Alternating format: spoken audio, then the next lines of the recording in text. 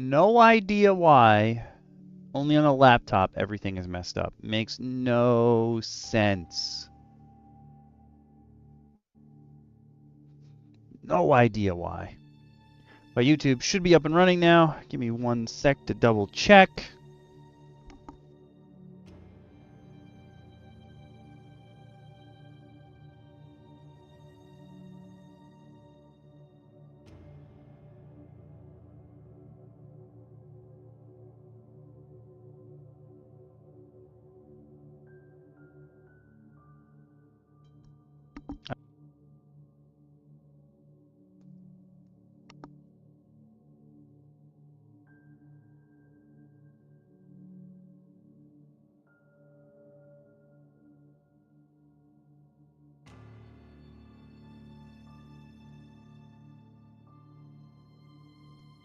Did it in reverse, but it's working. YouTube's up and ready to go.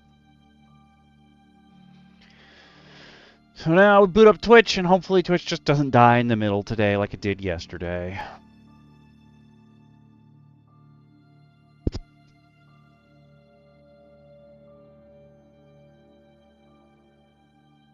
Can you go? Thank you. Jeez, man.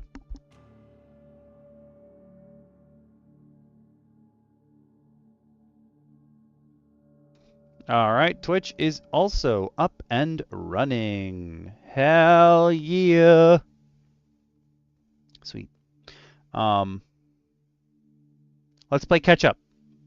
The catch up for today is if you let me turn off that mic monitoring. Yeah.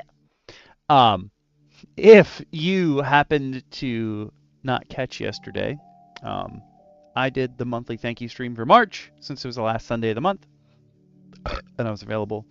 Thankfully, I've been available the last Sunday of every month so far this year. That's probably going to change sooner or later.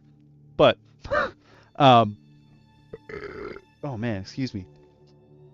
You guys voted that what you wanted to do for the thank you stream was you wanted to see me do a huge unboxing, and boy was it huge. It was 8 hours long. 8 hours of opening up stuff for Dragori Games' Tenaris universe. And if you want to check that out, you totally can. Sorry about the Twitch stream. It was supposed to be dual streamed, but I made a comment during the stream about an hour and 20 minutes in about how I've got a daisy chained Ethernet cable going from my den to my dining room to my laptop for the stream. And I said, I'm scared that if I touch the Ethernet cable at some point, that the stream's going to die. And as I said it, I poked the Ethernet cable, and the Ethernet cable disconnected momentarily. YouTube came back, but Twitch didn't. And I apologize for that. That one's on me.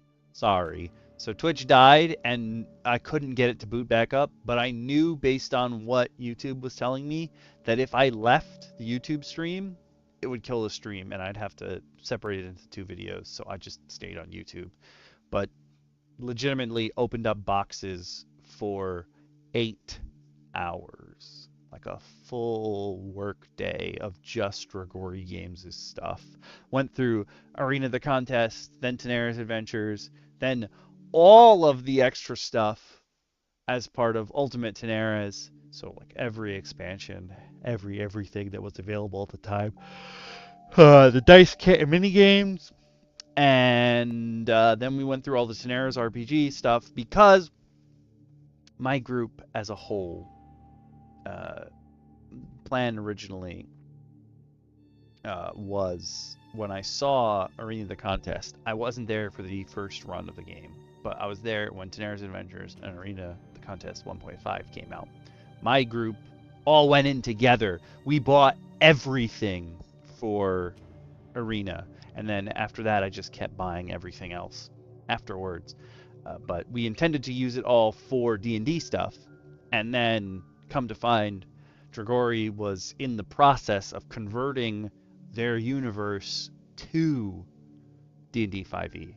So got a whole bunch of that stuff too. Went through them. very excited to do all of that. What's up, Awas? You missed the 8-hour-long stream yesterday. If I sound tired, I'm tired. I'm surprised I have a voice at all. My voice was shot by the end of that 8-hour stream. Just 8 hours straight of me talking. I can't believe people wanted to sit through that. We had like 20 people in there. 25, 30 at some point too. Like crazy. I was like, I can't believe you guys are still here many hours later. It did die on Twitch though, so I know you prefer Twitch. Sorry. If you want me in the background for 8 hours, you can load up the YouTube mod though.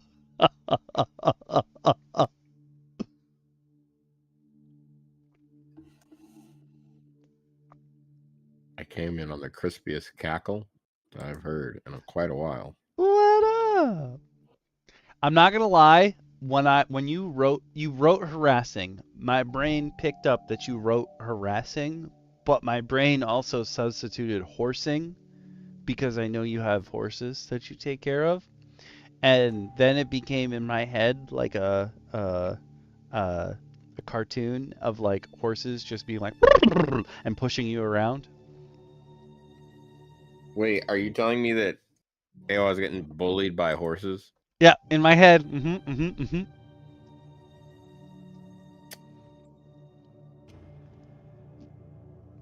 Welcome to the roundtable.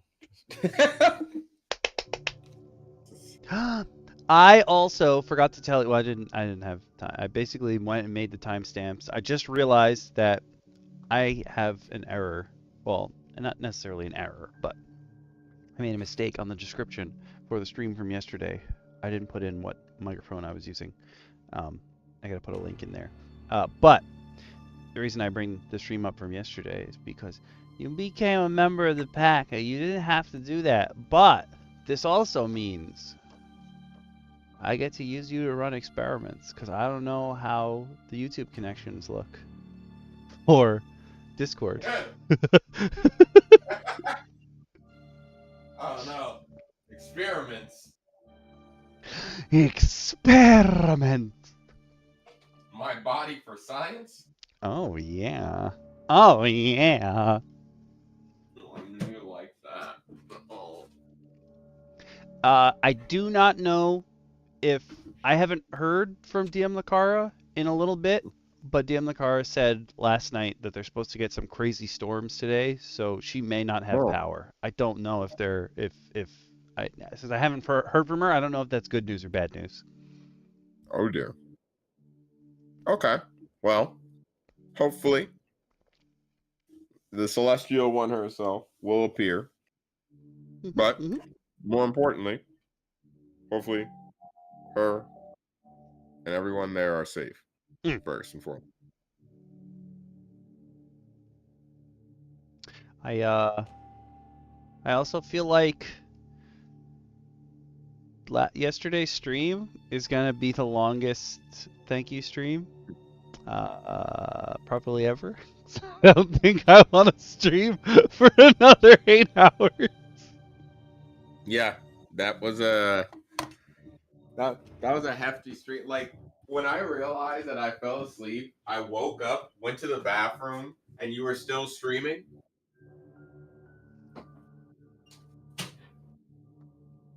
Hell of a stream. That was the thing. My aunt insisted all the time that anytime anyone took a shower during a storm, they were going to get struck by lightning. It didn't matter where the bathroom was in the house. My aunt would always be like, lightning takes the path of least resistance. And I'm like, yeah, so it's not going to go down and then back up again, and then to the right, and then down, and then up again. Like, no, that's not how it works. You never know. Those tricky storms. Those wacky racer storms. I personally didn't, but the favorite child, she had a friend growing up that got struck by lightning while they were talking on AIM. So I can say I actually technically I know someone that was struck by lightning. I did meet that guy later on. But his computer was right under the skylight, so that one at least makes sense. It just came straight down.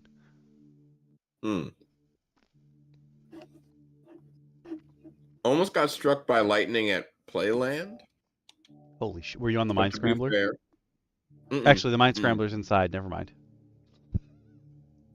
It started to, me and my friend had gone up one day, much to the behest of everyone else in our friend group. And it started to like pour rain like an hour after we got there. Mind you, we went to the nines to get there.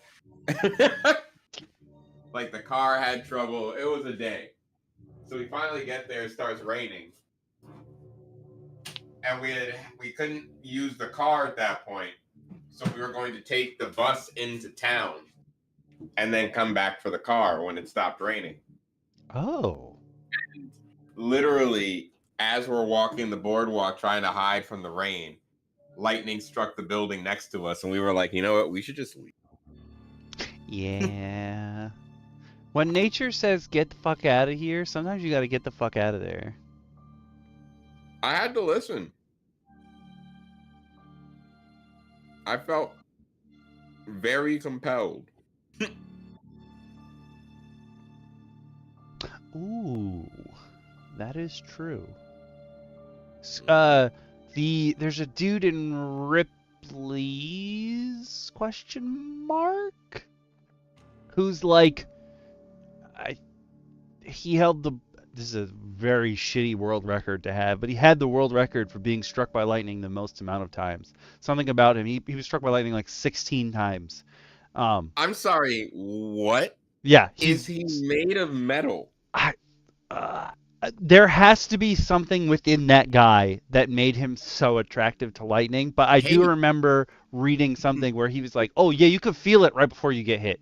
Like you can feel the static electricity build up. And I was like, yeah, I bet you can. I bet you're like so well attuned to that. My guy is beyond well attuned. My man is literally zoned in. Wow. That I also feel like what a shitty record to have. Yeah. Like, it's not like I went out of my way for this to happen. Like, hey, I'm in the Guinness Book of World Records. Oh yeah, for what? I got struck by lightning 16 times.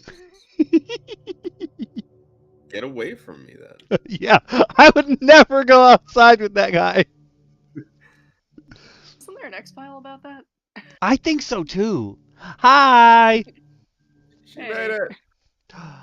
Punch buggy, no punchbacks. Wait, no. Can I do the voice even though my throat is still kind of scratched? Hold on. Oh, punch buggy, no punchbacks. What the hell are you doing? He's hurting himself again. I'm so we good talked at it. about this, Okami. It's true, we did.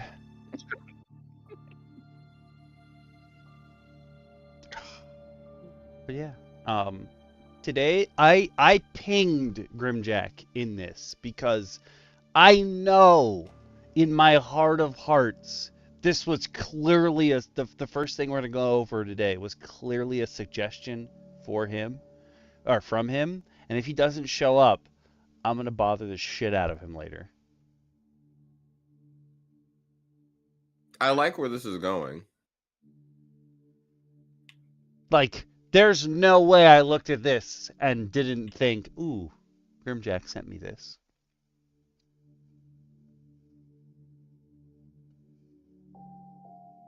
But yeah, today's theme. Cyberpunk, the future. I said cyberpunk because this guy's thing is like, oh, all my cyberpunk stuff. Those are clearly Spartans plus aliens exosuits, okay? That's not really cyberpunk.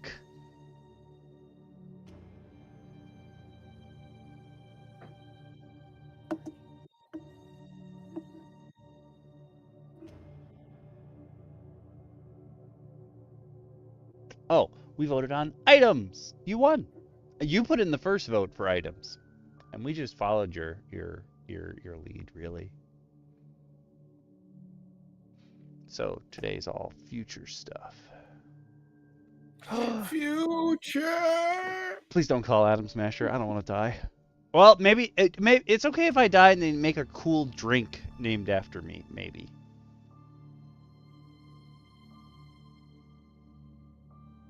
It would probably be non-alcoholic though, because I don't really drink a lot of alcohol though, and then it would kind of be boring. Never mind. I take that back.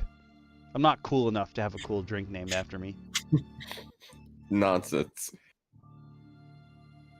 We'll call it the sludge. God, yes. Oh no! Just serving up cold Stanley bottles full of ramen juice. The most deplorable thing we could make.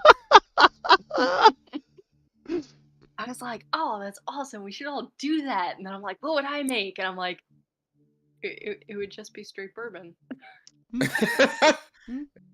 It's like, what'd you make? Bourbon. Yeah. It's like, what do you mean? Oh, DM Lacara is literally channels the soul of Ron Swanson. Ooh, oh man. He is Man. my spirit. I don't think you heard me. I didn't say some bacon and eggs. I said all of it. All of it. I'm sorry. I think you misunderstood me when I said that. I didn't ask for some or a large amount. I asked for all The bacon of your eggs. bacon and eggs. Yeah. And then what's the other quote about the it's a platter? It's a platter for 12 or something, a platter for 16. I can't remember what it is. I don't know. I can't tell you. Does he? Oh no! It's the turf and turf. Where it's Oh, like the yes. porterhouse and the T-bone. Yeah. Oh, God. Yep. Ron, what Well, is no- that? No joke. I had a friend in college that the two of us. It was not Okami. It was a tiny Asian girl, and we would go and get one of those sushi boats that is supposed to be like for an entire table of people. And she and I would eat the entire thing and then go back for dessert. I'm proud of you.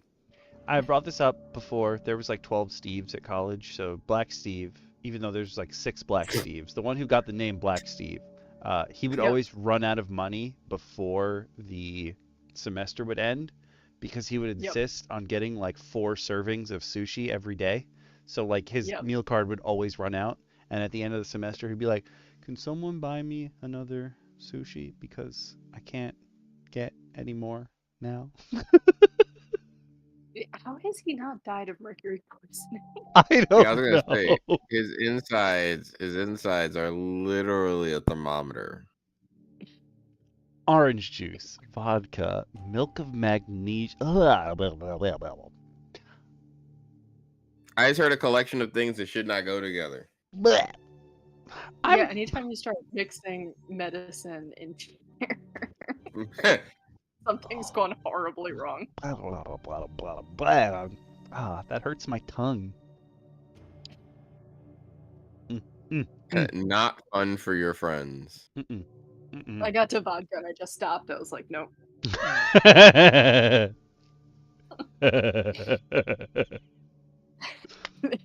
I don't have fond memories of vodka.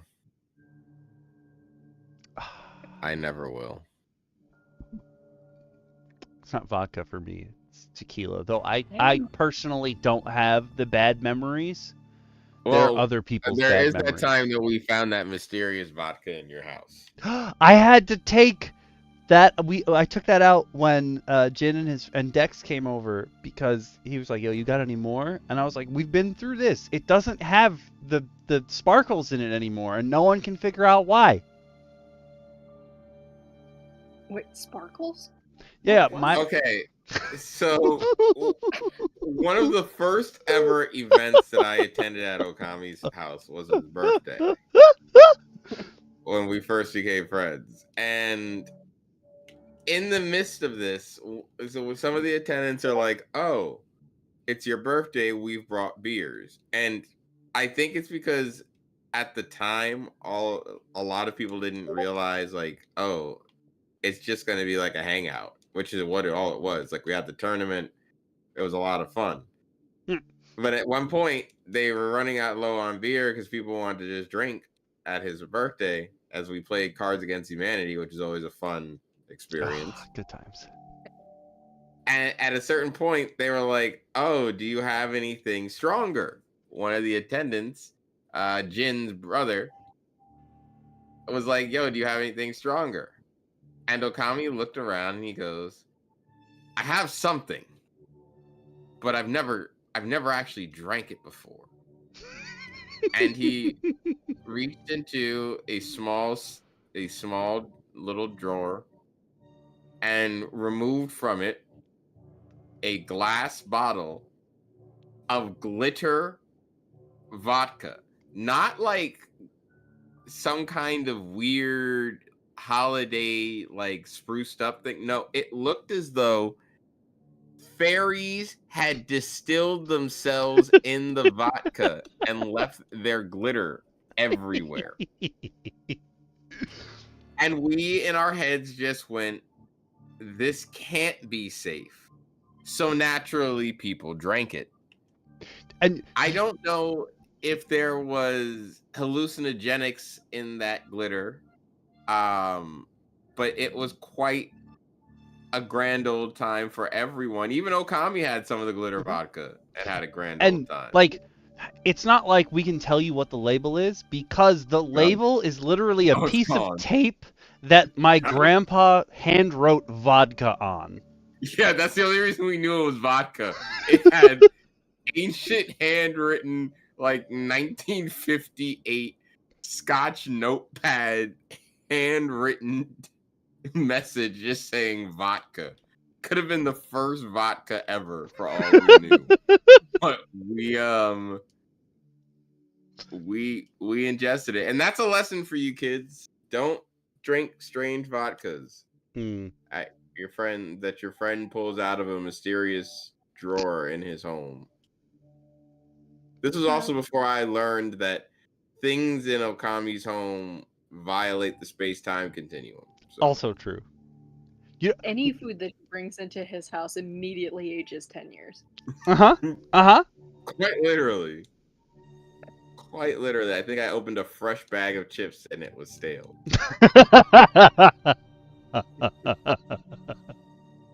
I was perplexed. It is extra funny because everyone's been telling me, oh, you should start making shorts on fairy tales. So I did. And someone commented on the short. I made a short out of the Vicks Vapo Rub from 1968. And somebody commented, not funny, it's scary. Your expiration dates really don't matter. Okay? It just loses its efficacy. And I'm like, Yo, your mom got an account? I'm like, what? Sir.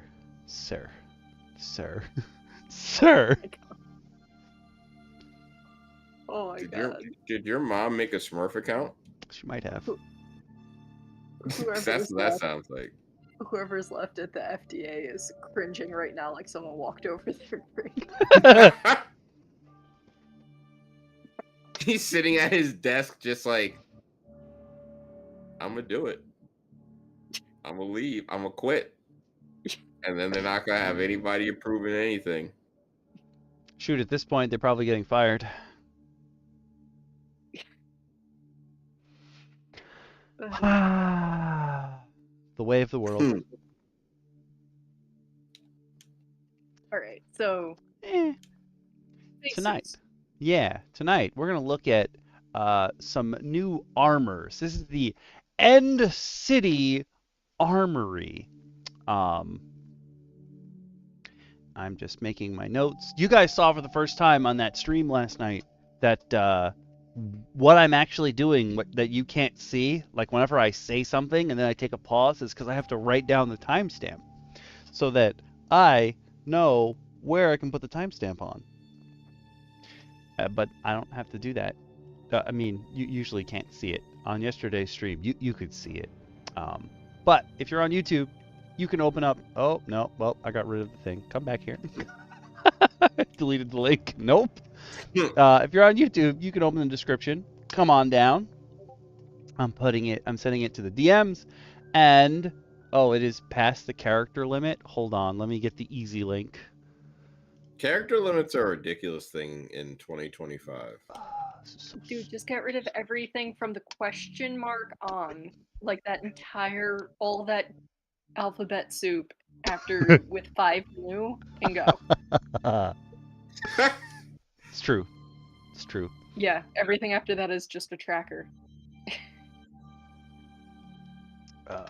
So this is the City Armory by Koa the DM. Definitely something Grimjack suggested way back when. And what's up, Chip? I got distracted. That's very easy for me.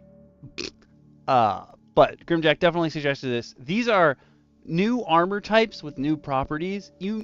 Okay, if you're not playing in a futuristic scenario, like if you're in the Forgotten Realms, you're probably not going to use these. But you might want to adopt some of the abilities they have. Obviously, nothing like, oh, I can spawn a shield out of a hard light construct, but something like covert you might want to do, or maybe even damage reduction if you want to go a little bit further Pathfindery and have some more numbers to deal with. More numbers. That's just the way it is. Oh, this song's way louder than the other one. Lowering that, but I can do that. Oh, hell yeah, dude. So, City Armory, there's multiple armors later on. These are just the new features that they have. Like Covert, which is armor with this property. You can wear it underneath your normal clothing and still retain its benefits. Listen, you could have space elves and mech suits. Or alternatively, you could say like for Covert, not necessarily putting it underneath, because you could just say that you've got like chain armor down below. You could say instead like, oh, my armor looks like regular clothes, but it's actually armor. If you wanted to, same idea. Like John Wick's suits that block bullets, even though it's just a regular suit. You could do that. Yeah, there's nothing in the rule book that says you can't. Mm-hmm. Or is there? I was about to say, I'm sure there is something in the rule book, but we're just going to ignore it because there's a stupid decision, and we don't have to listen to stupid decisions that WotC makes. WotC making dumb decisions that we choose to ignore since forever. Mm-hmm.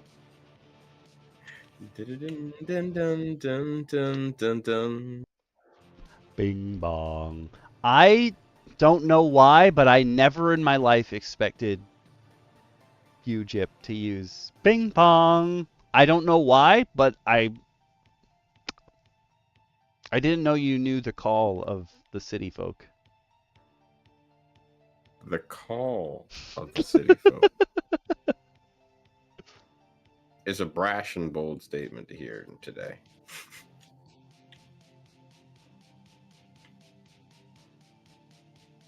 But I will say that one thing that I don't think I've ever successfully, I mean, there's actually no correction. To actually amend my statement before I make it. There's only been one successful futuristic setting that I've played in, and it was not D&D. It's a system. It's a game system called Mothership. Ooh. Which is 1,000% Aliens meets Blade Runner meets. It's just sci-fi slapped together in a TTRPG system where you're very likely to die, like in the first few moments of the game, That if you're tracks. foolish.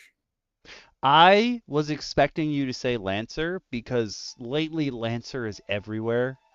I guess you would say Lancer's like the most popular mech piloting TTRPG. Yeah, Most I prominent question mark? it's gained a lot of fandom from what I've seen. But I don't know if it's because There's it's Grimjack. mech based. Like I don't know if it's because it's mech based. And people are just like, oh my god, mechs. Yes, they've done it. Mm.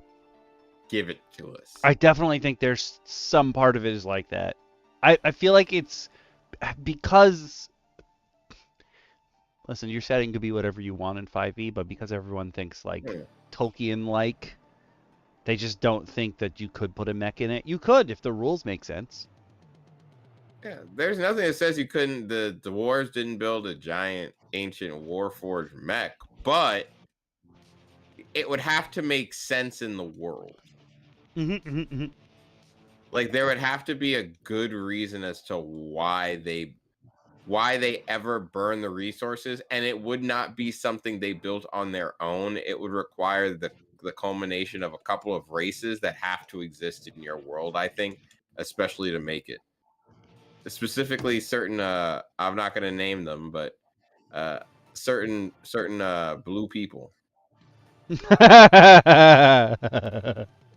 And not the ones from Avatar. No. The wrong Avatar. We all know which one is the wrong one, okay? We do here at least.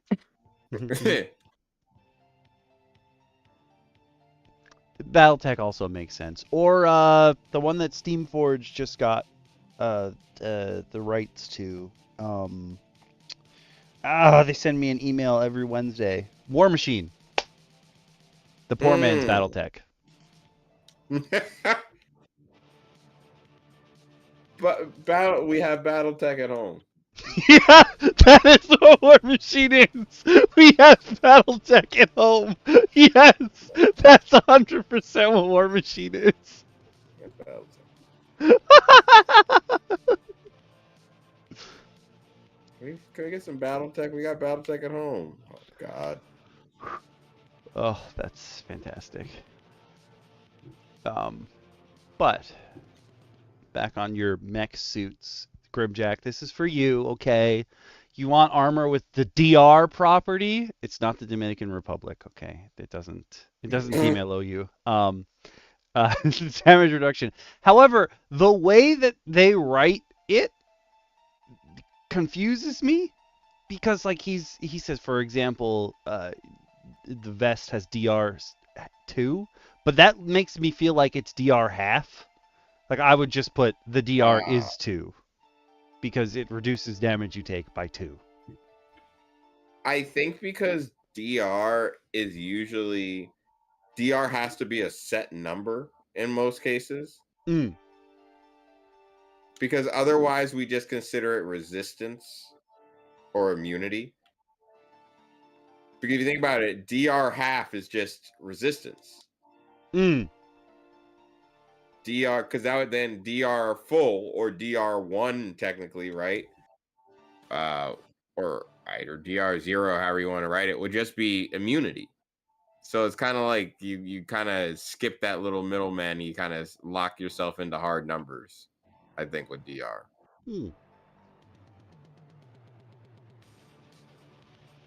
At least that's the way I've always treated it. Say that. I could see that. So there's going to be armors in here that have the DR property.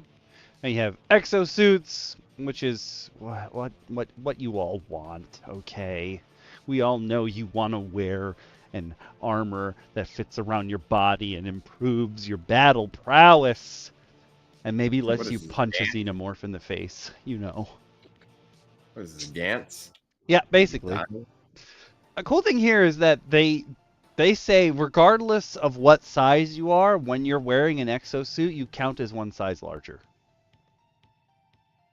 Not that you're physically, but you get the benefits that like barbarians have, where they double their carrying capacity and they can push, drag, and lift twice as much.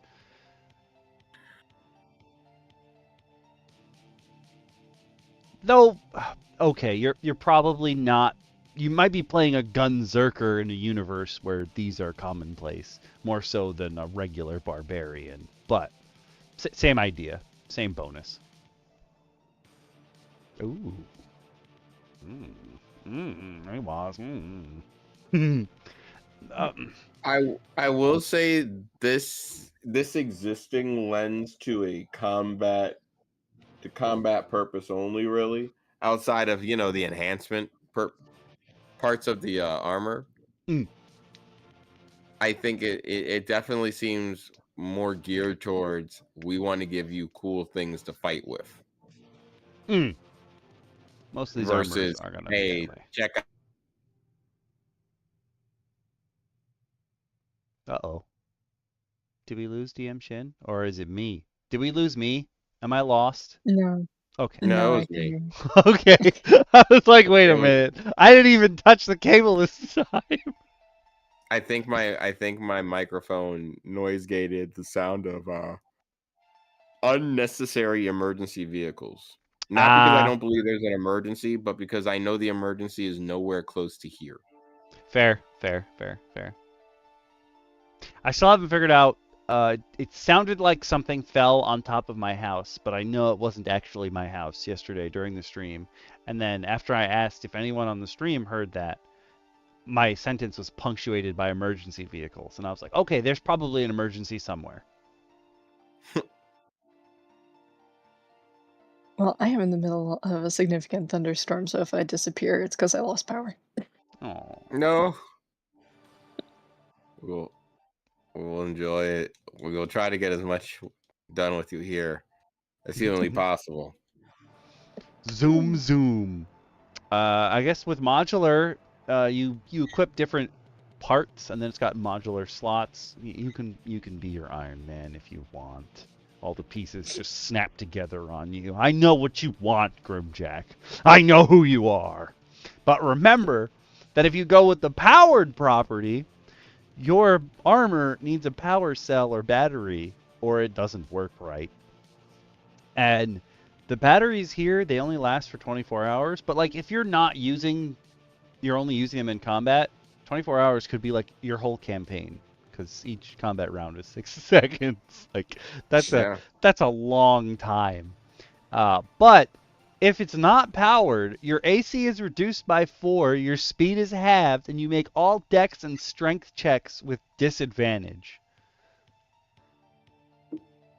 So you're way worse with it on and not being powered than you are if you were just, hey-oh, out there by yourself. Oh, yeah. And then... It's shard plate, basically. Oh. I do think, though, for something like this, like just from looking at the way you can equip different parts to it and how it kind of works as an exosuit, this is a campaign where you definitely just whatever your stats are. I'm letting you get anything. I'm letting you roll the full 3d6 and take what you get. Because my imagination is that the exosuit makes everyone superhuman. Yep, basically. You're all, I was going to say ODST, but no, you're probably closer to regular Spartan. Well, you're probably like a Spartan 3. Maybe a Spartan 1. Maybe. If you're not up on your Halo lore, Spartan 1s were people who volunteered for minor augmentations. Spartan 2s are people like Chief who were kidnapped as children and experimented on so that they would be the ultimate weapons. I just had for some reason I just had a conversation about Halo lore the other day, And one of the craziest things within the Halo lore is that the Spartan 2s, like when they're kidnapped, the vast majority of them weren't just kidnapped. They were replaced with clones that would deteriorate extremely quickly so that all of their parents would think that they were dead. And no one would ever come looking for them, which is crazy. Hot damn. And then Spartan 3s are the people who enlisted for the good of humanity. And they have way shittier augmentations because they weren't raised from children. They just had to shove them in their bodies when they were already adults. And they're like, well, if we're not stretching your spine out as a kid, you'll just be an invalid. So we'll give you what we can do, okay? It's like, oh, sorry you didn't grow with this this neural net built into your spine. Since we just slapped it on there and it's supposed to grow into you, you'll be all right. You'll be Look, good. everything's easier when you're a kid.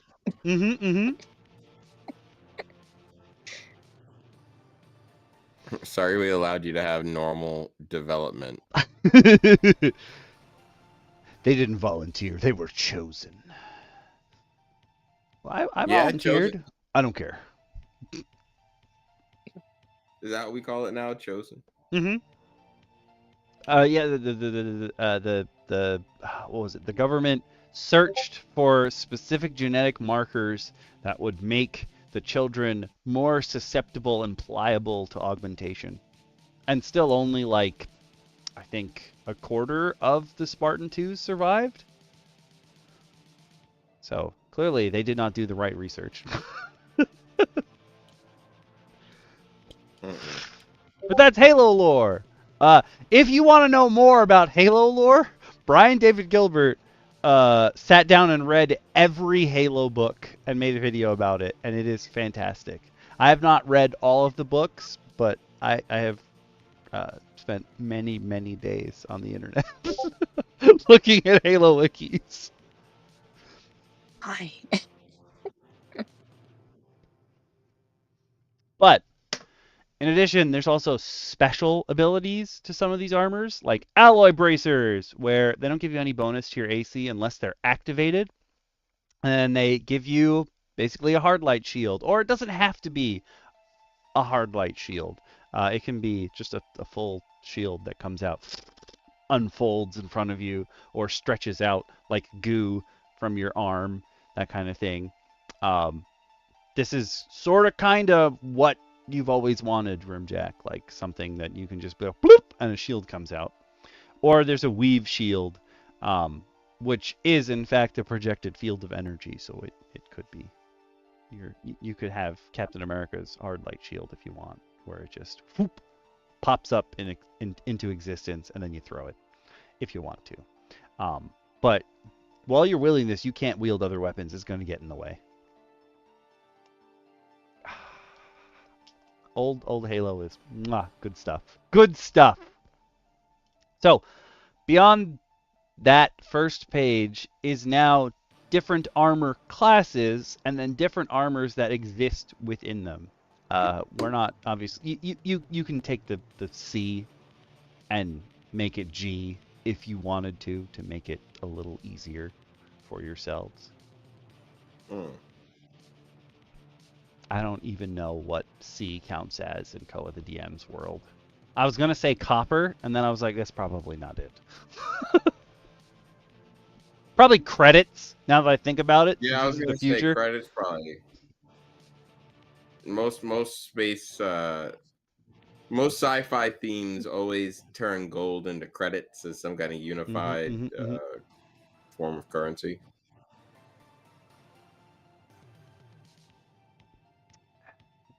We don't need to go through each of these because they're cool, but like it's whatever you want to name it in your world, like whatever materials are available, you can use them too. Just check out the dex modifier plus whatever the base is. That's pretty much how you design armor anyway. Notice one of these light armors actually has disadvantage on stealth, which is funny that it's a light armor called the heavy coat.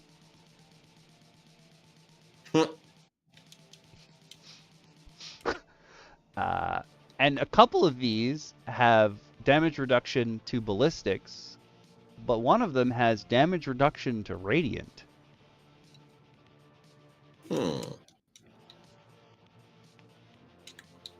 And then this girl with her fingers are freaking me out. I got a question for you, for you, my fellow DMs.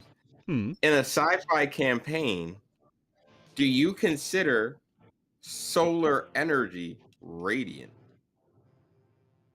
Ooh. Oh, I love questions like this. Hmm. Yes. You said you love questions like this? Oh, yeah. I think it's got to be like the light grenade sort of deals where it'll deal fire and radiant.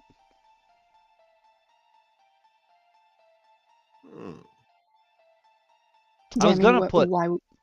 Oh, sorry. What? Question: why would you not consider it radiant? Well, that's the thing. In most cases, people would want to argue, oh, the sun is a ball of fire, so they want to automatically apply Yeah, fire. I think a lot of people to will put fire damage. But it's not fire; it's plasma. Well, no, that's the truth. That is very true. Which is why I believe it should be radiant damage. Yep. I could even see some people putting force in there. Well, I mean, everything's force, but I not wrong. I mean D&D specifically force, where it's magical power, but it's not specifically aligned to a certain color.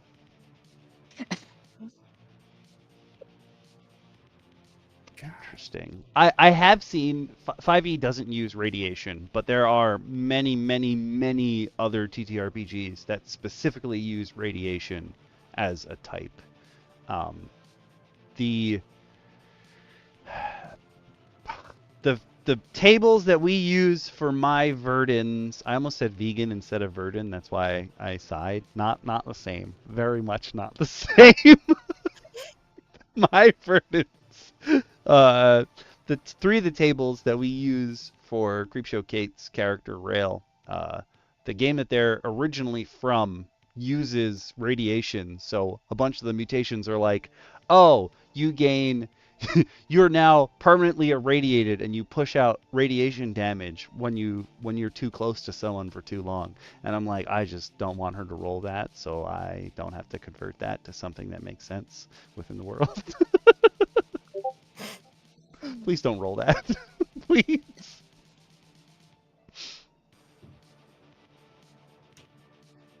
I mean, that's when I feel like you change it to auras that like affect saves. It's gonna become some kind of emanation. Mm-hmm. Like, it's too much work. Please don't roll that. And I know by saying that, I'm clearly speaking into existence her rolling one of those. Oh yeah. Yeah. The more you fear it, the more likely it is going to happen.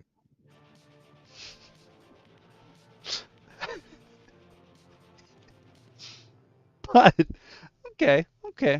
Let's move on to another. That is the same looking. Actually, the third one is clearly someone played Horizon Zero Dawn. That is the last armor you get, except that the weird pulsed armor it gives you is this first face shield. But it looks like the last picture here on medium armor. A lot of these medium armors have disadvantage on stealth. And some of them have slightly better damage reduction, which is cool. Well, I guess they're looking at medium armor as standard combat. You give it to your standard infantry. They're not looking to sneak up on things. They just need enough movement they need enough freedom to move, but enough defense to take a few hits. Whereas heavy armor is meant for like your big infantry that's going to take a lot of hits and dish out a lot of damage. You know what I mean? Like, you absolutely have disadvantage on stealth, but you also have insane damage reduction. And then light armor, obviously, being the dexterous one, is really great because you're made for getting in and out of places. I like it. Looking at that first one, just seeing like the weird tech tentacles coming out of her arm, at first I was thinking, well, clearly she's the infiltrator and she's going to interface with all the machines when she sticks her weird tech tentacles into them. But then I was like, how about instead those weird tech tentacles are what, like, they unfold and flatten into her shield as if she has an alloy bracer? Or whatever the other option was. Because no one would expect. Well, then you could also probably turn it into some kind of weapon. Now that I'm thinking, it's like having a saw blade for a hand, essentially. Yeah, I think it's built into the gauntlet itself. Like it runs parallel with the insides of like the gauntlet she's wearing from the armor piece. So it's not so much a part of her body as it is a part of the suit. Yeah. But because of the way it's built in, it feels like it's naturally a part of her hand. Probably reads like some flex of her wrist to extend, like she's in the hard corpse. Okay, the termination, the nuke clip, yes, but Beard Meats Food puts out his videos on Sundays, and he went to a restaurant in Florida where the server is a robot, and every time the robot came out from the kitchen, they played the dun dun dun dun, and that noise has been playing in my head nonstop since I saw the video yesterday, and I can't stop. So like looking at these people in their mech suits, I'm just imagining their meat suits at this point. The exosuit has taken control, and now it's just playing dun dun dun dun all the time. Terminators everywhere. Oh, like this guy. You don't even know where his flesh is on heavy armor. That could just be a robot.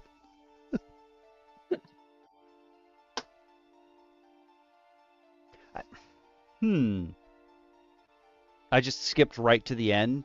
The shield property, the weave shield has property special. That's interesting. Oh, so do the alloy bracers. Okay, never mind. Those are just the ones from before. You could carry a big old riot shield though. Oh, the alloy bracer and the weave shield don't give you the full benefit of a shield. Interesting. Interesting.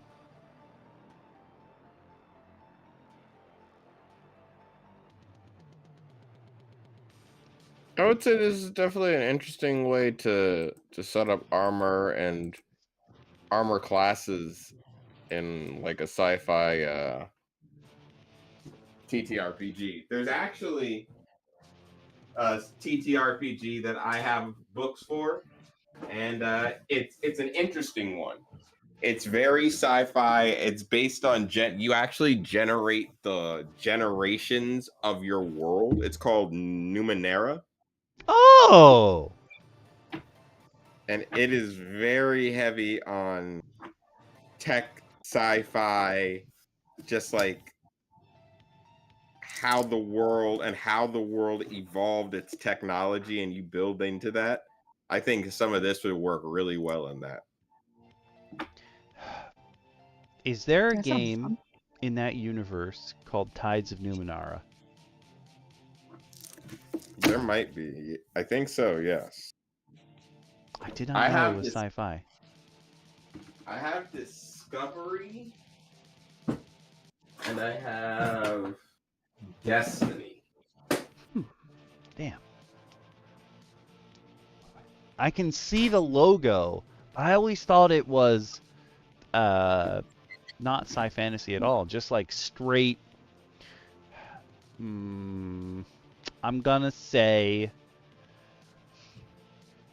almost like Soulsborne-y fantasy, like, but more the world's about to end than the world has already ended, like Dark Souls and all the other games by FromSoft.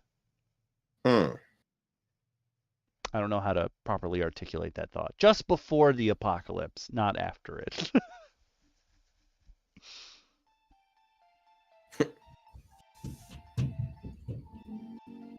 Also, the middle guy here, the two dudes on the left make me want to play.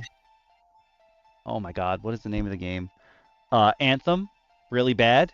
It's their helmet designs, but the one in the center, I would just constantly be making jokes because it looks like he's got two butt cheeks on his face. Like that would be the big guy who's the butt of everyone's joke, but when you need him to come in clutch, he comes in clutch.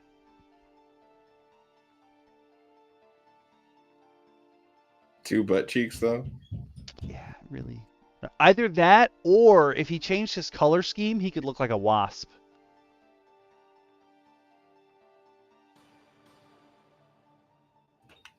Granted, these images, there's no color scheme here. It's just whatever he walks through the... I'm just imagining. It's not like a cool scene in like Gundam Breaker or what have you, when you have like your mobile suit is like pushed up in the machine and like the different parts are being sprayed. I'm just imagining it being like Grand Theft Auto and Saints Row, where you drive your car through the paint shop, but instead you're just in your mech suit and you like stomp through, stomp, stomp, stomp, and they're spraying paint on you as you go. Oh my God.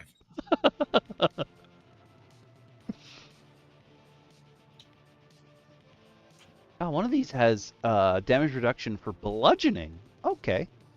I was wondering if there was any like regular damage here besides ballistic, because I would calling it ballistic damage is confusing because there's different kinds of bullets for different purposes.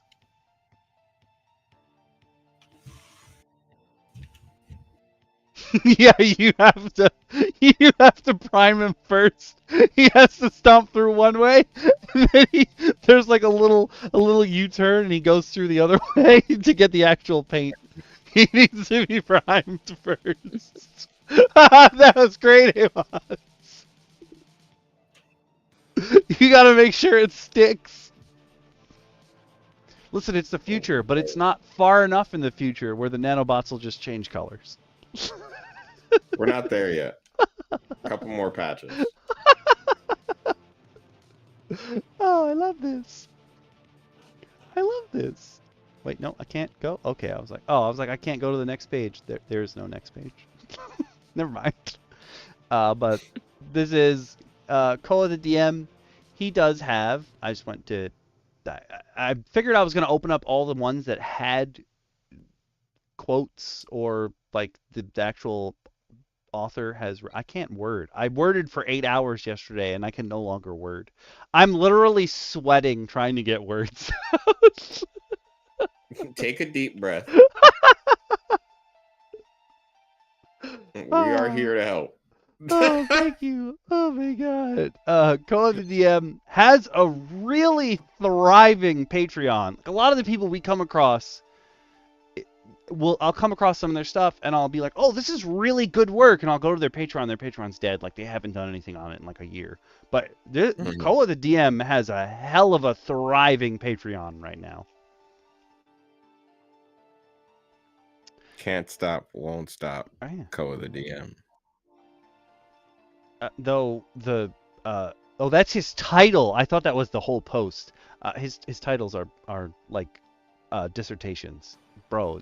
You could shrink those a little bit. No.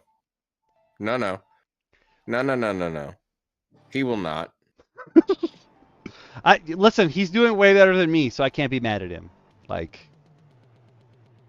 but I thought that was the preview text. Nope, that's the title of the post. Yeah, tons of posts here. He also has featured products, which is a sort of new feature of Patreon, where like if he makes a PDF that's got a whole bunch of stuff in it that's all related to one theme, he can just sell the PDF directly from Patreon.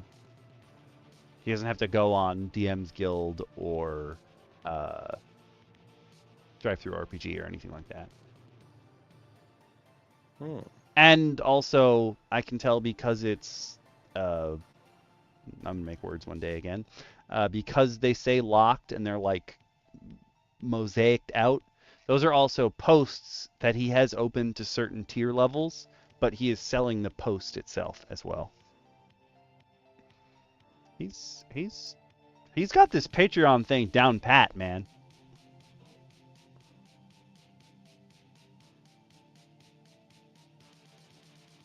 But yeah, that was the End City Armory.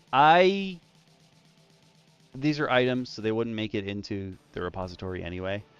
They'd be just in like my DM section. But obviously, I'm probably like, I don't expect to run any far future campaigns anytime in the future, so I'm not going to end up using these. I might tweak some of the rules for like weave shield and alloy bracers because I think those are cool. Like just the idea of her like tentacles becoming like flattening out and being used as a shield. You can adapt that for say a oh no, what is he called? What is my Elefunk? Arms of the Astral Self. You can have it function sort of like that, maybe as an option. Like your arms come out and then. Beats can use his water. Yep, that's exactly what I was just thinking. Oh yeah. And I'm not just saying that cool. because I saw a clip from X-Men where Magneto pulls the iron out of that guy's body and then makes the little balls flat so he can walk on them. I'm not just saying that because of that, but it is pretty cool. That is awesome. But it definitely does lend to some cool ideas. I'm not one to run a Psychic campaign of that caliber, at least. At least not anytime soon. But I do think that is a very it is very cool ideas, and I think that the ideas do set up a lot inadvertently. Though I do wish there was more flavor given than we had to provide. Though how used to providing flavor are we? I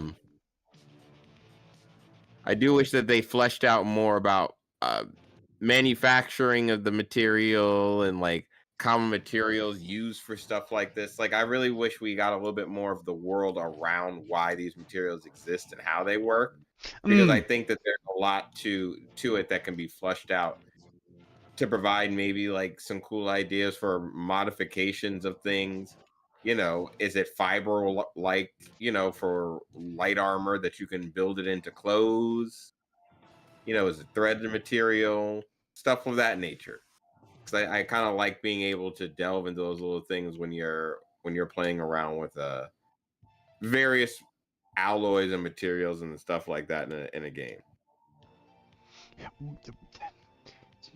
100% agree with you on all of that. And looking through it at the beginning, they talk about powered and how you need that battery. And there's only one powered suit that I think is on this whole list, as far as I can see. But the interesting thing about it is that it tells you how much the battery costs, which leads me to believe different suits that are powered would have different batteries. And like that could be part of your campaign, finding the correct battery to run your suit properly. Or I guess like your suit's always malfunctioning. Yeah. You can't maximize the power of your suit, and so you're consistently.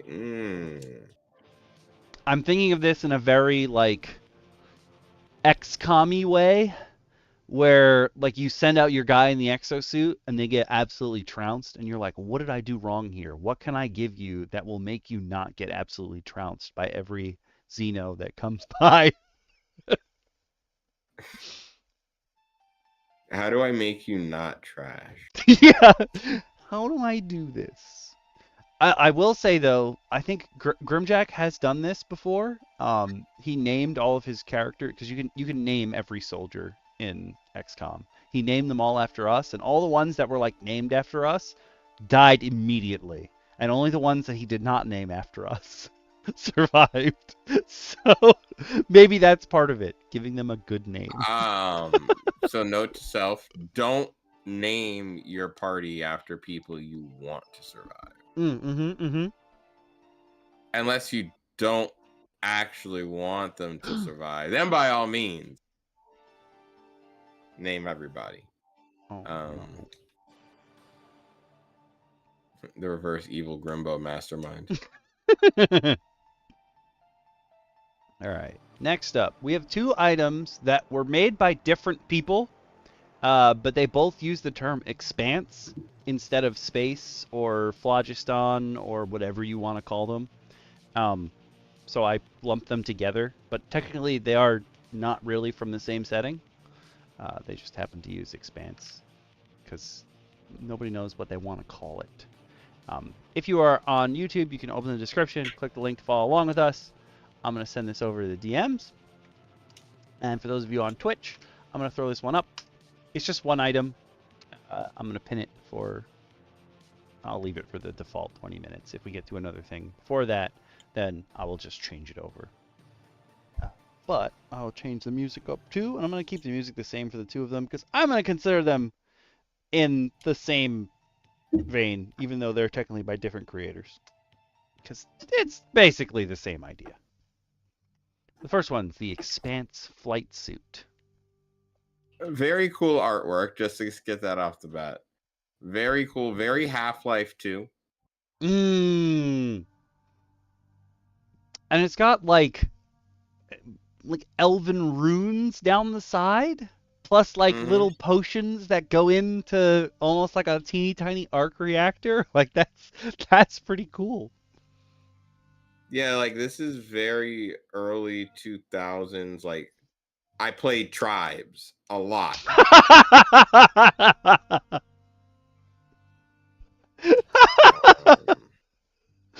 I was thinking Dark Sector, but no, you're right.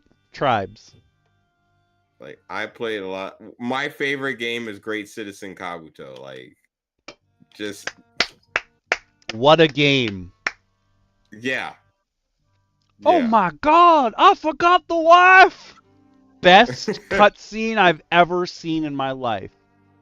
I can't believe I came home. I was kidnapped. I came home, and she did not put food on the table. That is all I ask.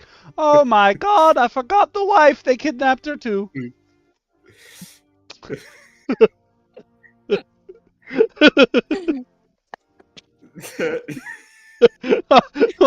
I did a whole Let's Play of that game on my channel. You can go check it out. I love Giant Citizen Kabuto has some of the funniest cutscenes I've ever seen. It's such a game. It's why I'll never fall in love with a space princess.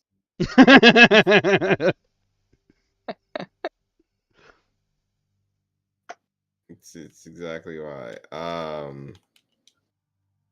That being said, this does look like an interesting piece of armor. Once again, if you're running Spelljammer, this probably fits perfectly. This is probably exactly up your alley, actually, if you're running Spelljammer. Also, disclaimer, for those of you who love Spelljammer, but haven't actually played anything in Spelljammer, they're not like Final Fantasy ships. A wizard pilots a Spelljammer with their mind. Sid is a wizard in this case. Yeah. Not a dragoon. The only jump he uses is the jump spell.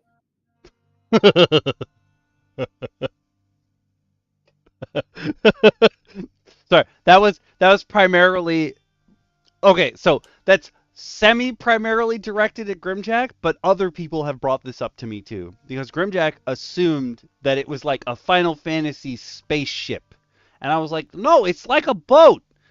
It's like a seafaring boat because it can be a boat, and it's literally a boat.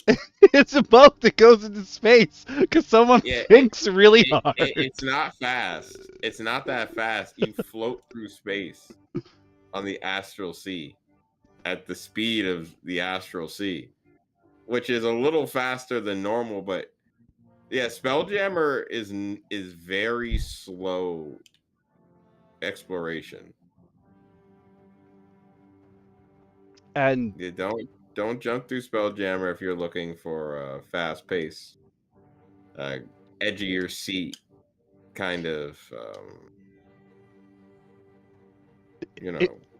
Yeah, it's not the kind of like uh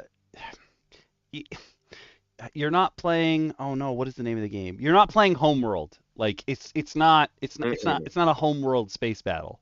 I can assure you. It's pirates boarding each other's ships, but in the vast expanse of space. That's why I'm impressed they're bringing back Dragonlance. Because Dragonlance is Panzer Dragoon in tabletop form. Yes. And in my head, nobody asked for that. Vehicle combat for sure. The amount of times I'm afraid to say this based on the fact that I did an 8-hour unboxing yesterday.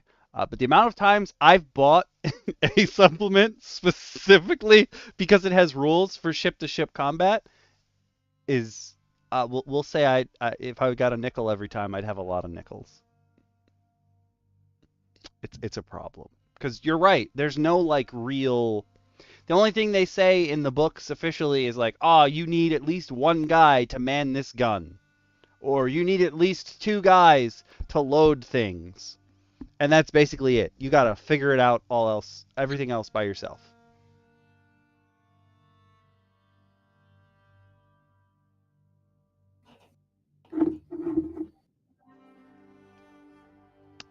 I will say though, one of the maps that came with Tanera's RPG has a ship and then a smaller ship with like a planks going to it, and I've never seen someone make a map that's the actual like boarding time. Like I've seen 2 ships together and then you got to like draw the little board between them, what have you. But I've never seen someone make a map of, oh, we're being boarded right now. I was like, oh, that's actually kind of cool. I don't know why, like the thought never occurred to me that I hadn't seen that until yesterday. I was like, huh. But yes, onto the Expanse flight suit. What do we got? This is from Critical Crafting. Sorry if we didn't say that before. We've looked at some stuff from Critical Crafting before as well. Does anyone want to read about the Expanse flight suit? I feel like because it's space stuff that DM Lacara has to read it. I knew this was coming. I feel like you have to. I feel like because it's space stuff, DM Lacara has to read it. Famous words. You know how this is gonna end. Yeah, I want to hear your scientific take on it. Okay. Well, it's armor. It's very rare. You have to attune to it. A graying cloth with runes sewn into it. That didn't look like cloth. That doesn't look like cloth at all. At all. With various pieces of metal are affixed to the suit. Okay, it's cloth on the inside. Okay. And they can easily attach to other pieces of a flight suit. 3 charges, regains 2 expended charges daily at dawn. While wearing the suit, you have the following benefits. Immune to cold damage. If the suit has no charges left, you're no longer immune. I guess that's what the little ampules are on it. They're fueling your cold resistance. And in response to being grappled, you can use a reaction to expend a charge, generating an electric pulse. And the target has to succeed on a con saving throw or be stunned for a minute, releasing you from the grapple. If anybody knows how being electrocuted works, you don't let go of whatever you're holding. You know what? Until you've said that, I've seen it. Like when people volunteer to get tased, they continue to hold on, but I've never thought of it until just now. Yeah, they don't let go. Yeah, No. that's the danger of it. Is that they can continuously hold on to whatever they were grabbing. So if someone's grabbed a live wire and grabs you, you're screwed if you're grabbing somebody else. Yeah. Yeah, like that's a real daisy chain. Yeah, that's the whole point. All of our muscles work on electrical impulses, and they contract when you send an electrical impulse. So really big ones just mean you hang on harder. But let's say it's a brief one Oh, no, it's not a brief one because a target can repeat the saving throw at the end of each of its turns. I tried, guys. We did. It's true. I don't think Pay there's for effort. Oh, the next page is just an ad for critical crafting. Okay. Yeah, Yeah. So this is it. I mean, it's a cool design suit. Yeah. I am happy that they went with immunity to cold damage because there's tons of stuff. I just ran into this in my campaign because our water genasi, if you are a wet creature in D&D, you have resistance to acid because the idea is that when the acid hits you, the water that's already on you will dilute it. And I guess that sort of makes sense if you're dewy, kind of, maybe, but If you're dewy.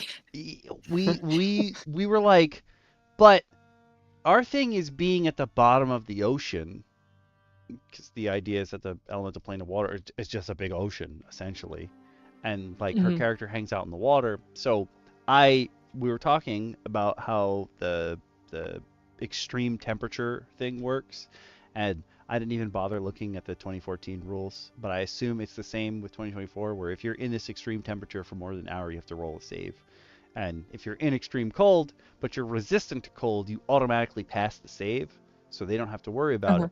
And so I was like, if you go to the elemental plane of ice, because you're a water genasi, you will probably be doubly susceptible because you're covered in dew.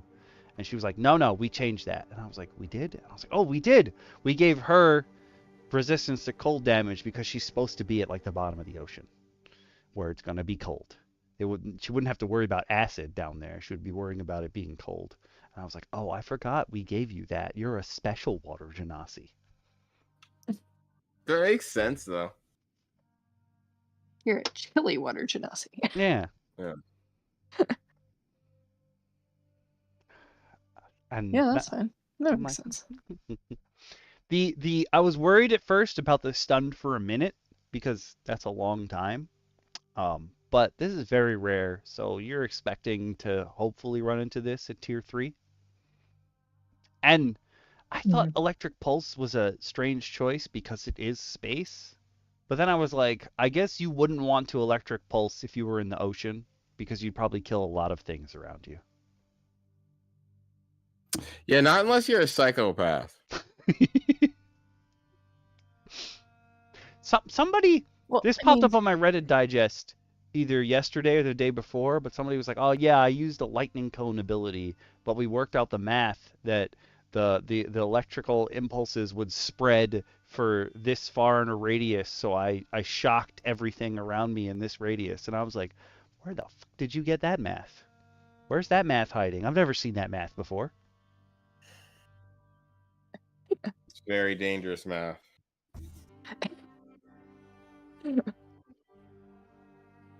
Sorry, I think I cut you off. What were you going to say, DM Lacara? oh, who knows? My bad. I was probably making it up.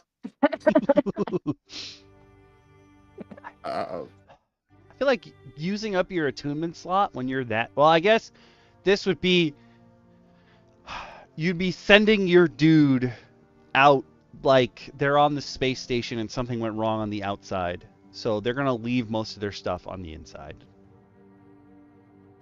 Because I feel like when you're tier 3 and 4, you've already got the stuff that you want to be attuned to. You're already attuned to it. Yeah. But you're probably preparing. It's kind of like the end of Loki season 2 where they try to get him into the hazmat suit. Or everyone tries to get into the hazmat suit and they have to like work out how to get someone into it the fastest. That's kind of like what the attunement process is going to be. Like, oh no, stuff's falling apart. We got to send someone out there. How do we get them in the suit as quickly as possible? We got to speed run this. Speed run the attunement. Whee! The space station is falling apart. Only one way to separate us. Who's attuning in rapid time? Okami, think quick. What are your 3 favorite colors? Gray, teal, and like teal or cyan, either or. I'm gonna go fuchsia. So whatever this is, it's gonna look That like. is the weirdest freaking combination. You would go deep. You would go deep down and find friggin' fusion. Whatever this is, it's gonna. I made a comment about this last week while I was playing Horizon Forbidden West. I finally got to a dyer so I can change the colors of my outfits, and this one popped up that was like teal and like royal purple, and then I was like, oh, it's too dark. Hold on. I found one that was like teal and pink, and I was like, oh. This is my gang leader from Saints Row, because the 3rd Street Saints are supposed to be purple, and I always make them like fuchsia and teal. You are like a 13-year-old girl.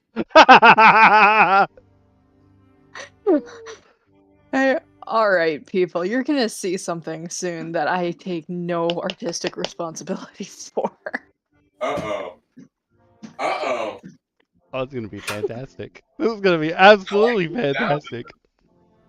This is gonna be an absolute visual nightmare. No responsibility for. I'm afraid, but I really like the fear. People tell me that about myself all the time. This is gonna be something for the youngins. I honestly feel like I would use the Expanse flight suit in my campaign. Probably not to go to space, but like maybe there's an artificer somewhere who has to wear this suit to make sure that nothing's holding on to him.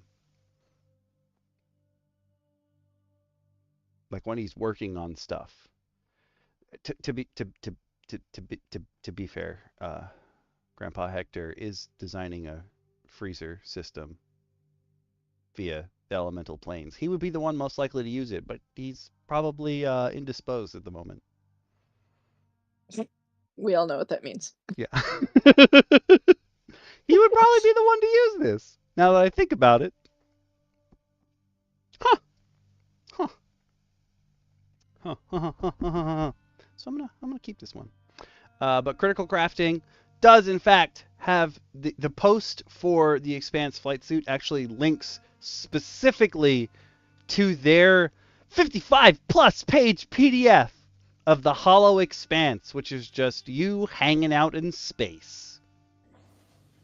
55 pages of space?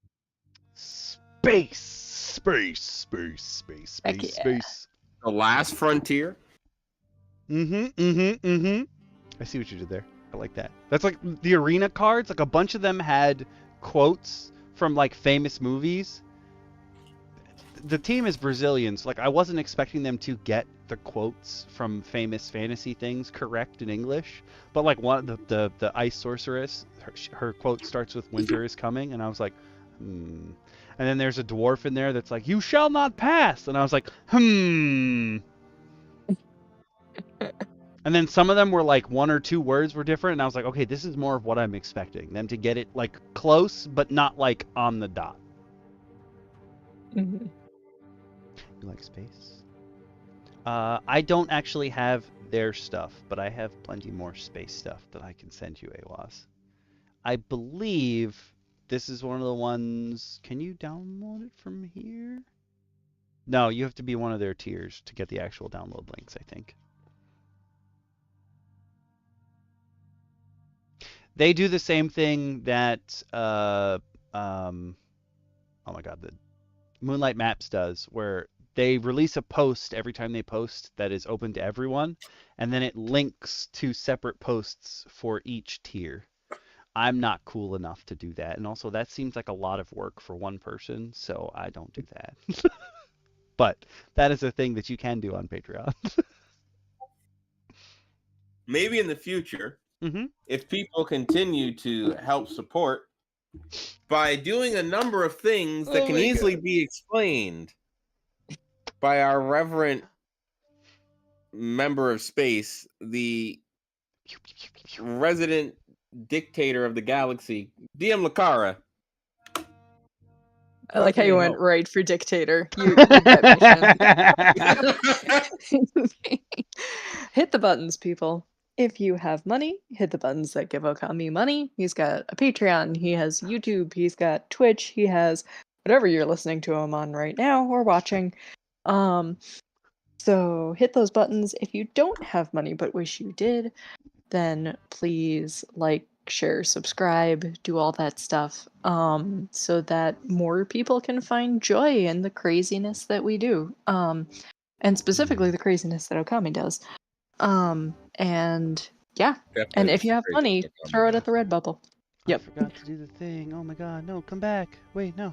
Raki, I forgot all about you. Because yesterday I kept trying to hit the button for Raki, but I don't have any of the pictures on that computer yet, so they won't do anything. And I was like, get out of here! All right, I gotta... Go ahead. No, what were you going to say? What are you going to say? I was gonna say... To pop open the Redbubble? Out. No, not yet. Take a look at that design first. Oh my god, he's so cute! My little imp! You want me to like change or move any of those godforsaken colors? I also have a more normal looking version of him. I was gonna say, I mean, I was say if you change just his teeth to red, then he's fine. Honestly, he's the same colors as my keyboard. My keyboard is teal, red, and purple. Oh my god! You monster! Oh god! What possessed you to go with that combination? I love all those colors. What hurt you on that specific day? There are so many questions. I feel like there's some level of it that's better left unknown. Just why? Why Okami? Everything, all of that is the same except the bottom, because the bottom keyboard lights for the wrist pad don't work because Turtle Beach made the code for it. Therefore, it doesn't work. The keyboard lights work fine. Ah, that tracks. That tracks.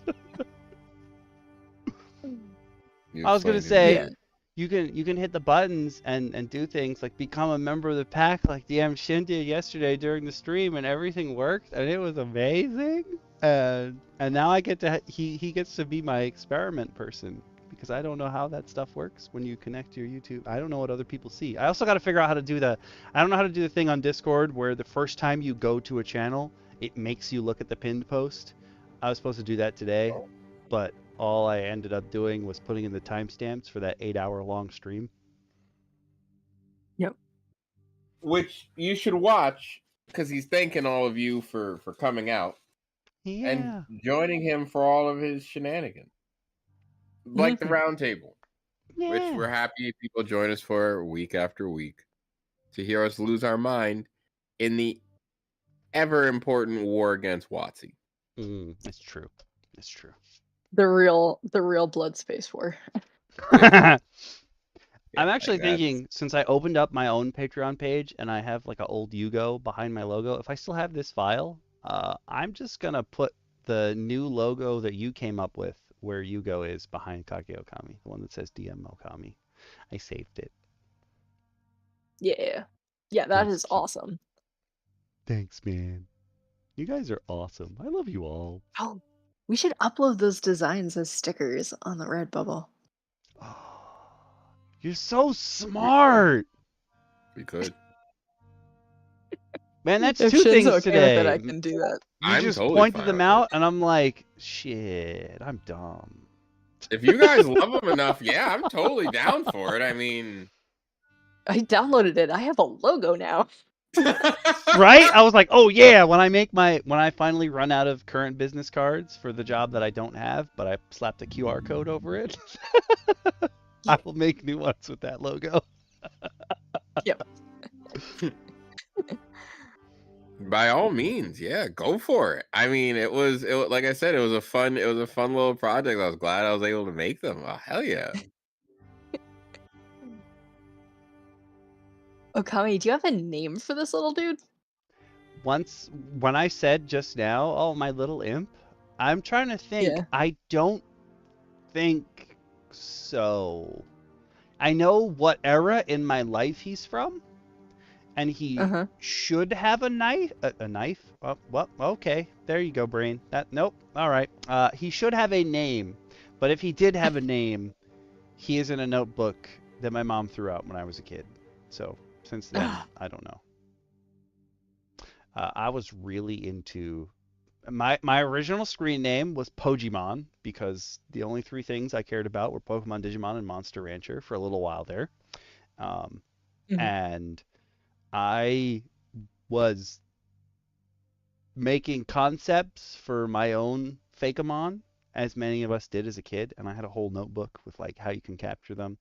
Not unlike Pal World, though just minus the guns.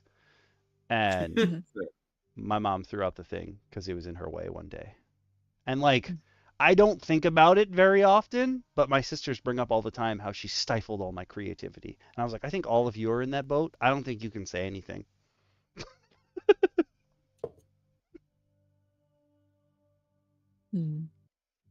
Them saying things confuses me. Right? That's not for here. That's a lot to unpack for another day. Yeah. If you want to learn more about them, you can go check out Unfairy Tales. The first season's on this channel, but you can see like Unfairy Tales 1.5 version on my secondary channel, of which there's always a link in the description to. And that's just Scott in real life. However, if you type Scott in real life, when you get to the SCOTTI, somebody overtook me in SEO, and they're what are they? Scottish Whispers, I think it is. And it's this pretty girl who ASMRs into the microphone. And so when I type up my second channel to like put the link in the description, every once in a while it will show her picture but have my link, and it'll confuse the shit out of me because I'm not that pretty. You should start doing ASMR. Start overtaking her. So you're in like, so she starts like typing in her name, and then you pop up. And she's like, who the hell is this? And she gets like offended. You get into an actual war. Sorry, not whispers. It's Scottish murmurs. That's what it is. Wait, she took murmur too? Oh my God, she did. Oh my God. How did I not? I'm so sorry, murmur. How did I not think of that? God, I'm dumb. That's all I've gotten out of tonight's stream. We're gonna have to go to war with her. Oh my God. I'm sorry. Start the Kumite. Or she's gonna have to die in the blood fire. Yes, Sir Mochi. Cherry Blossom Blizzard, chi.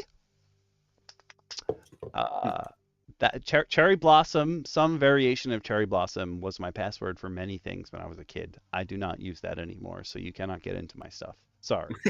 But Cherry Blossom Blizzard. I appreciate the disclaimer. Yeah. Good luck. That won't be it. This will no longer work. But if you go back in time. If you want to log into Neopets circa like 97. You want to feed my now deceased Neopet. Yeah. Oaz wants to name him Sir Mochi. That is one of the characters from Monster Rancher. Genki of Monster Rancher is the strongest anime character of all time because on rollerblades he kicked a T-Rex in the face again. It's true. I stand by this. Kid has no fear.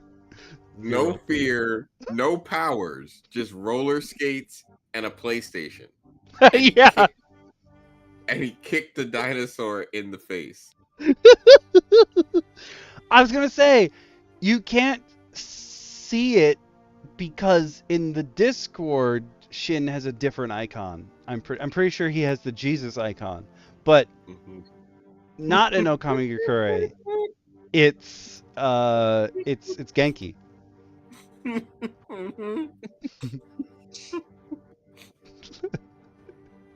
People think I'm just saying this. No, I stand and die on this hill. Genki versus Goku. Genki. Genki versus Invincible. Genki. Just willpower alone. Genki wins. Which one is Moo? I don't even know which monster Moo is.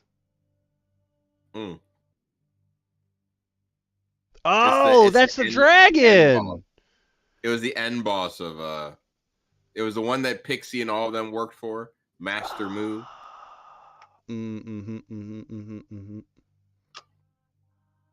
Ah, Pixie.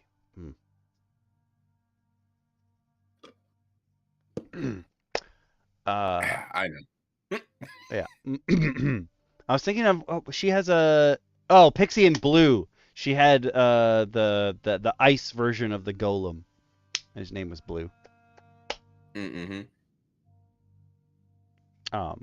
But we're still in space, even though Monster Rancher is an isekai. Probably one of the first like popular isekais.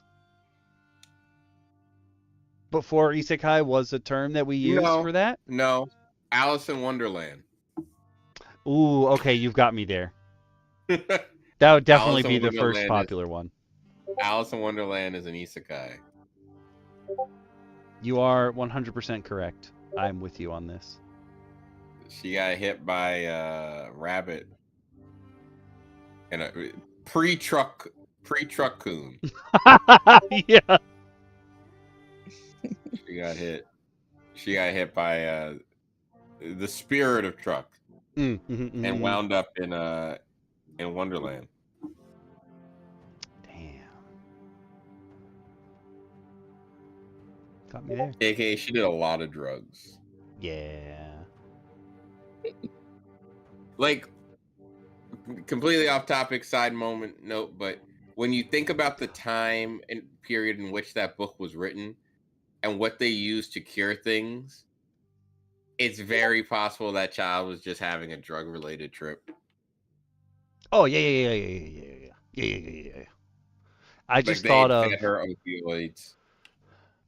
If we did an Alice in Wonderland one shot, she would have to be fighting gingerbread men. Oh God. And by fighting, I mean they're trying to murder her very hard. Very, very hard. Are you talking about those gingerbread men? Oh yeah, you know it. Oh God. What other gingerbread men are there? God, why? I'm writing a note to make a card to the ginger dread men. Yeah.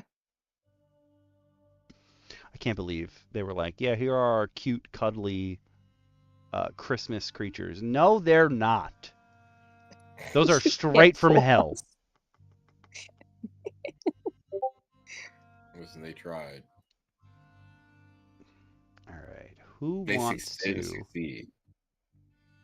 No, sorry. What were you saying? No, I was just saying they tried. They didn't succeed. But... Yeah. No, they did not. Them dudes are scary. Who wants to take a peek at the Expanse blaster rifle? Because we're still in space. If you're on YouTube, open the description. You can open the description and get the link there. I almost threw the link to Dex. Nope. There we go.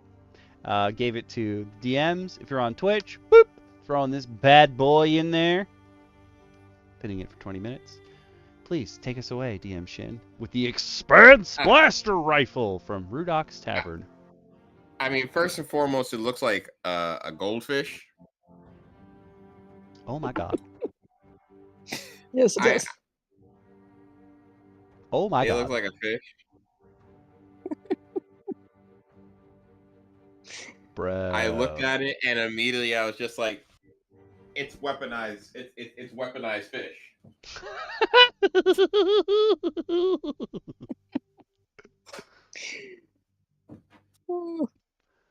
Like this is what you pull out when you're sick and tired at the dinner table, and negotiations have broken down. You bring your weaponized fish. All I can But the think of Expanse blast is Dynamite Cop. One of the weapons, if you go onto any of the stages that have like a freezer, you can find a big tuna and hit people with it. It would make more sense than the rules for this. I'm just saying. Well, the Expanse rifle is a firearm weapon, very rare, and it requires attunement. It deals 3d8 force damage. So, not a fair amount. It carries a range of 50 to 150 feet, 6 shots before reload, and it's two-handed. So you figure 6 shots if you're a fighter or a ranger of some kind who's at least reached 5th level to gain your extra attack. You could dish out about 48 damage a turn.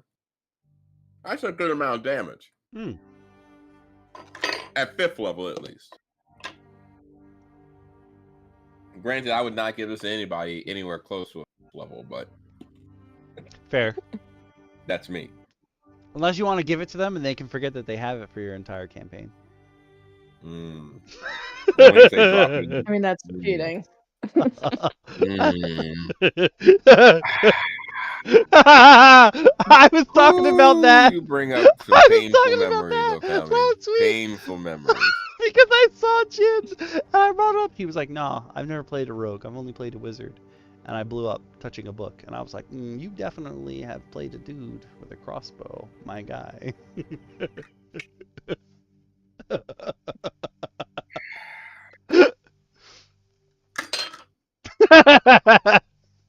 Anywho, the sleek purple rifle fish is powered by a miniature swirling nebula held within a glass casing. An aquarium. The blaster has a rounded feel and is clearly alien in design. I don't know. I This know what attack a fish is looks made. like. Yep. This attack is made with your dexterity, and the weapon deals 3d8 force damage. Has a range of 30 to 90. Wait, what? They said range was 50 to 150, and now they're saying the range is 30 to 90. I'm confused. Okay. Wait, the ammunition is 50 to 150, but putting it inside the fish, like the fish's chamber, it doesn't have rifling in it, so it messes up your nebula shots? Get out of here, bro. Only underwater you get the full 150. No. You have so many questions. I really do. Takes an action to reload, holds 3 shots in his 2 hands. Wait, what? It just got cut in half by shots. What's happening? It lost 60 feet of range. There's so much. Okay. Why, bro? Sorry. What happened? This is a critical error in editing where you just need to read. This got published like way too soon. The editor was like, "Oh, I wasn't there that day," and they're like, "You were, bro." No. Read it.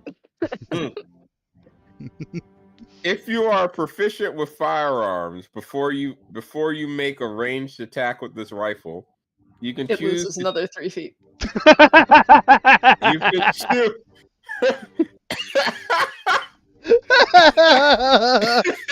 You can choose to take a -5 penalty to the attack roll.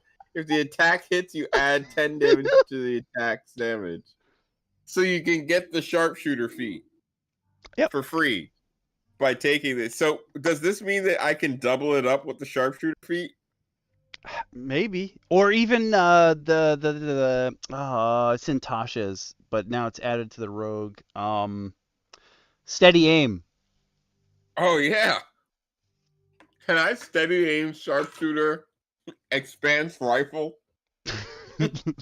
If you do That's all, how you get. yeah, if That's you how you do get the all full of it, that's how range. you get the full range. That's how I get my 150 feet. I have to unlock my Mangekyo Sharingan to get 150 feet range. I have to watch my brother die just so I can get 150 foot range. Obviously, outside of the clear failure to proofread, I actually don't like this as a weapon.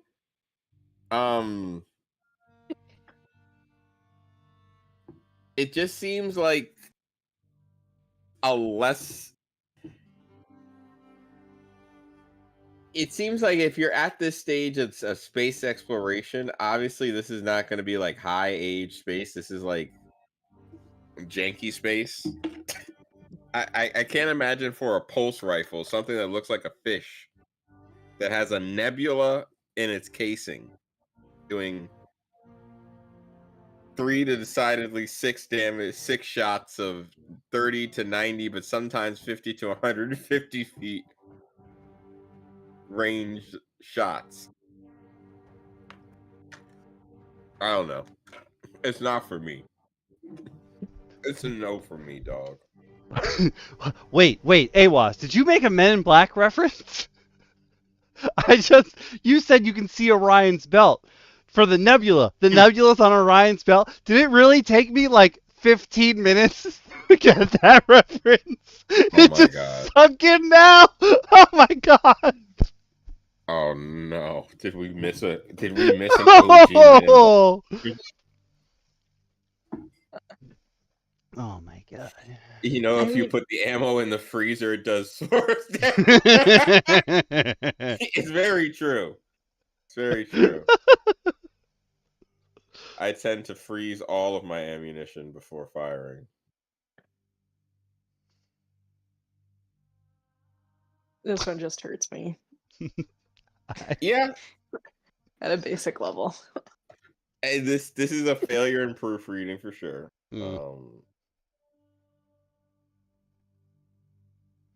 I feel bad. Somebody worked real hard on this fish. Yeah, the art. Not that hard. Not that hard. I mean, yeah, they definitely drew a fish. Like, they definitely were drawing a fish, and then midway through drawing a fish, we're like, fuck it, it's a gun.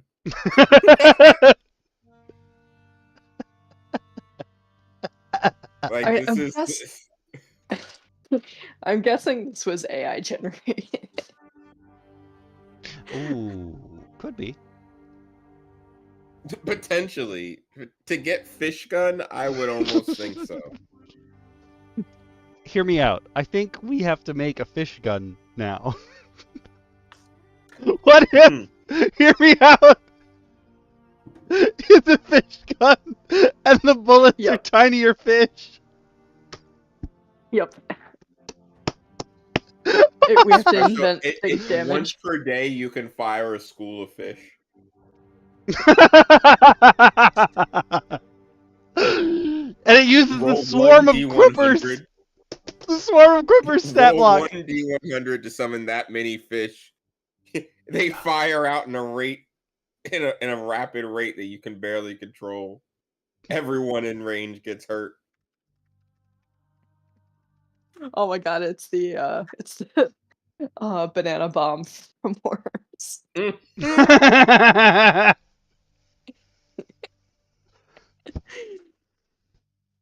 Banana bomb. Okay, so oh wait. I just realized the stats are by Critical Crafting, but this is from so it was technically made by the same person. Just a different person published it. Interesting. Well, that person shouldn't have.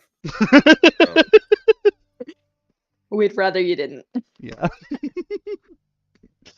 The other person is Rudok's Tavern. We've definitely gone over stuff from them before, but the cool thing is if you go... Oh, actually, okay. It links to a page that they've just made cards for because Rudok's Tavern likes to make really cool, fancy cards that you could print out and stuff. Let's see if the card version has the correct text. Nope. Yeah. Card version has the same text. Guys. I'm glad I didn't. I'm Tommy, glad you I get didn't put any faith in it. you get your points for the day for being a good person, Okami, giving them the benefit of the doubt. Seriously, you really do. You really do get your bonus points for being a decent human being. But I think that's where it ends for them. They are, as kids say, cooked. Somebody did point out that the text is different on the two of them, and Rudok's Tavern said, it should be 3d8. Everything that they wrote is a typo. I don't think you can typo the whole description. Also, that's only like one thing, and it's not even that team's grade most. But if it should be, why didn't you just go back in and edit it? Yeah. You totally could. Even if you release it, you could still edit it and then go back. I go back and edit some of my old posts sometimes. If I'm like, oh, I've made a mistake, I'll go fix it. I don't care. I guess that's just us. We went in and fixed. Just have to, edit. We went and fixed our gifts to you guys. Added to them. Yep. We're good people. I didn't. I'm too lazy for that crap. Well, yours was fine. You didn't make any mistakes. I had things that didn't. I had things that were mismatched ideas from various points of thought. I was like, oh god, I had to clean this up. All right. I'm sure I did too. Just haven't found one. I kept writing that and then having to go back and make more sections. I was like, oh my god, how convoluted did I make this?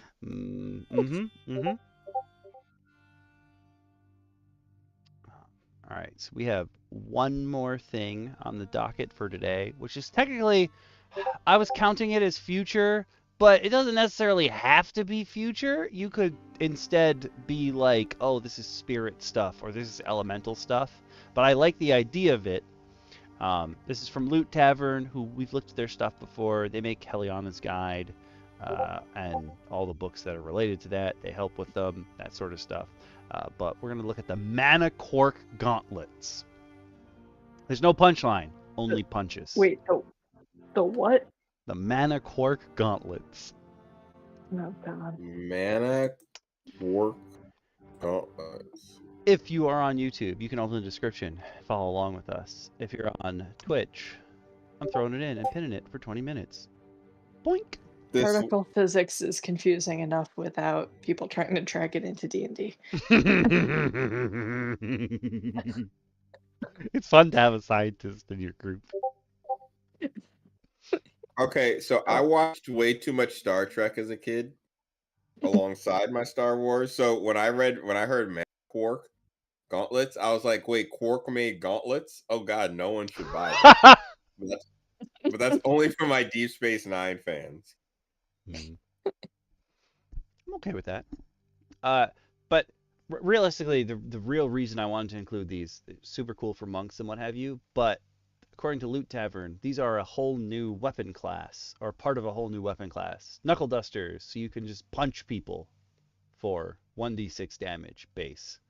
And I was like, I'm in. Where can I throw my money at you? And they're like, oh yeah, we've been using these. We use these all the time. There's a whole bunch of new weapons in Heliana's Guide and stuff. And I was like, damn, I really should sit down and read that book. I already threw my money at you. Yeah. Damn, I did it already. I just haven't followed up. Damn. Oh wait, I gotta change the music. The next one is... Oh, okay, the guy's name is Quirk that invented them. That's okay. Ah, here we go. Oh, Oh, there's well, my files are messed up, and that's fine. As they are wont to do. Oh, I see. I see what happened here. I'll have to fix that. That actually might be a mistake on the D&D BGM list and not actually in my files. I think there's 2 copies of this setup. That's fine. I'll fix it because when I make a mistake, I go in and fix it. Unlike some famous people. Wink, wink, nudge, nudge. Who wants to talk about the Manaquark Gauntlets?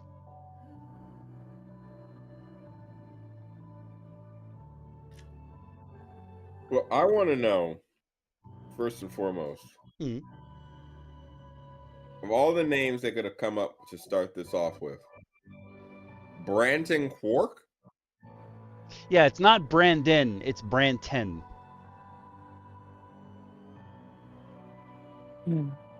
Is Branton more futuristic? And I just didn't know it? Ooh, I didn't think of that. That could very well be. Is it though? I don't know. I'm assuming so because that's what they've done. Hmm. Also, what's a construct life spark? I 2 words that I'm pretty sure you've put together for the first time in my life. Yep. I'm thinking. Okay, I'm not the only one that doesn't know. I'm thinking he means it in like well, technically this is not rules as written for Warforged that they have a soul in air quotes. They have the life spark type deal. But you could equate they've it got to a glowy bit you can rip out of them, basically. yeah. Okay. Kinfire Chronicles also has their version of what Warforged are like basically a recycled soul from something else. Like you took the soul out. It has no memories of its original life, but it might have like some personality bits and bobs, and then they throw them in like a mechanical body. Here's the thing though. That is listed someplace where you can read it. True. When you are creating information, you have to give some backing for the information somewhere. I mean, is this part of like a greater theories or something that like life sparks are a resource that is discussed there? No. Maybe it links Not that to we a know of. series of arcane items, but yeah, all of them have a lot of them have very specific things like aberration, chitin, chitin. I was like, ooh, what's a chitin? Yeah, I was like, and then I was like, nah. And then like blood of a certain kind of beast. Those ones all have very specific things that make sense. That are more obvious, yeah. Yeah. This one, I have no idea. And I don't think it's Okay. going to be in Heliana's guide either, because Heliana's guide is more like ripping stuff out of living creatures. Oh, yeah. Yeah. You need to take a Transformers spark. You have to add Transformers to your universe and kill one of them, and rip the spark out. Oh god, that's true. We have to rip out Optimus as all spark. Yeah. I was thinking that, and then I was thinking, but Starscream, I still live! And then he fucking throws him out of the airplane.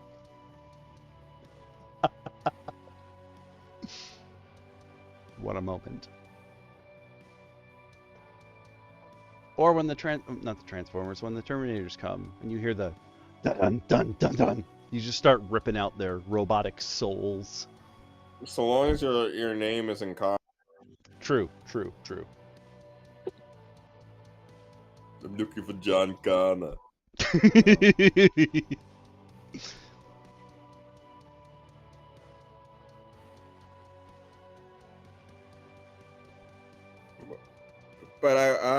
But kind of going on with the Manaquark gauntlets. It looks like they are knuckle dusters that require attunement, as we said before, the construct life spark. And besides a little information from Branton Quark, who notes that these gauntlets pulse with arcane energy as if assailing the fabric of reality, trifling with forces beyond the ken of man. The ken of man. You know it, baby. But Quark will not be outdone by his competitors. They function as a set of knuckle dusters with damage die of 1d6 versus 1d4. Count as a single magical item that you attune to. Oh, that makes sense. And you gain a bonus action known as the gravitational uppercut, which says as a bonus action when wielding this, you can propel yourself forward towards a creature within 30 feet of you, moving in a straight line through the spaces of other creatures to an unoccupied space within 5 feet of the chosen creature. Each creature whose space you move through must succeed on a DC 15 Dex save or be knocked prone. When this movement ends, you immediately make an attack against the chosen creature. On a hit, you deal an extra 2d6 force damage, and the creature must make a DC 15 saving throw if it's large or smaller. On a failed save, the creature is thrown 10 feet upwards and up to 20 feet away. If it lands on another creature, that creature makes me succeed another DC 15 Dex save to be knocked prone. This property of this item has been used. It can't be used again until next dawn. So once a day, you can somebody. Once a day, you can cause everyone at the table to do something during your turn, because that's a lot of saves that need to be rolled. Mm-hmm. Once per turn, you can be the source of the action. Yeah. Oh, are you guys getting bored because it's not your turn yet? Hold on, I got you. I'd like to use the convoluted ability gravitational uppercut. Then you have to describe it. Everyone groans, gets up for snacks. Mm-hmm. Here we go again. Okay. I just want to say, like, just ability-wise, everything he's describing tells me that you're using magic. But you have to rip the life spark out of a construct? Why can't you just put arcane energy in it and make it simple? Like, give it to a wizard. Yeah. The description. Go ahead. No, I was gonna say this is what you give to a wizard so he can punch somebody in the face. Yeah. Muscle wizard, baby. But what were you gonna say, DM Lacara? I mean, you say like it's assailing the very fabric of reality. I'm expecting you to have to like roll on the wild magic table when you use these or something. Like there should be some side effects. See, that I like. When you use gravitational uppercut, make somebody else you roll to random. Okay, here's how we add even more convoluted rolls in here. For the amount of people affected, you roll a die up to that number, and if there's not enough people to like fill out the d20, but there's more than for a d12, you just loop around back to them, and that chooses one random person. Then that random person rolls on the wild magic table. It's like welcome to the chaos. Yeah, like everybody within a 10-foot radius has to roll a d6, and gravity changes for them in that direction. Oh, yes. You're an evil genius. I love this. People start getting flung all over the place. Yep.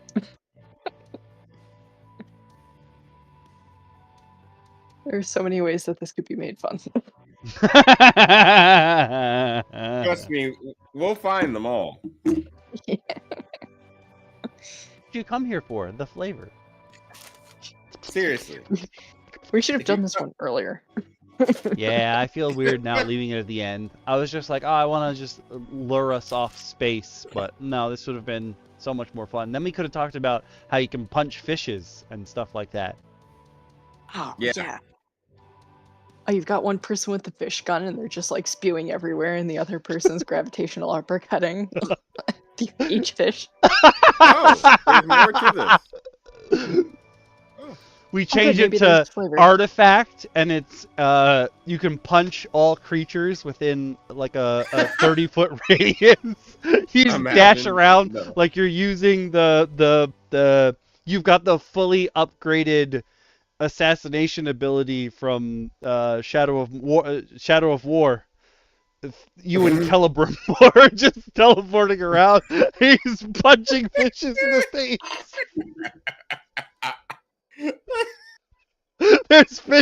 There's fish guts flying everywhere. Your space gun. And after he's punched like 30 fish, you can see that he's getting tired, but he's like, I can't stop. But the voice comes out all distorted because he's warping reality.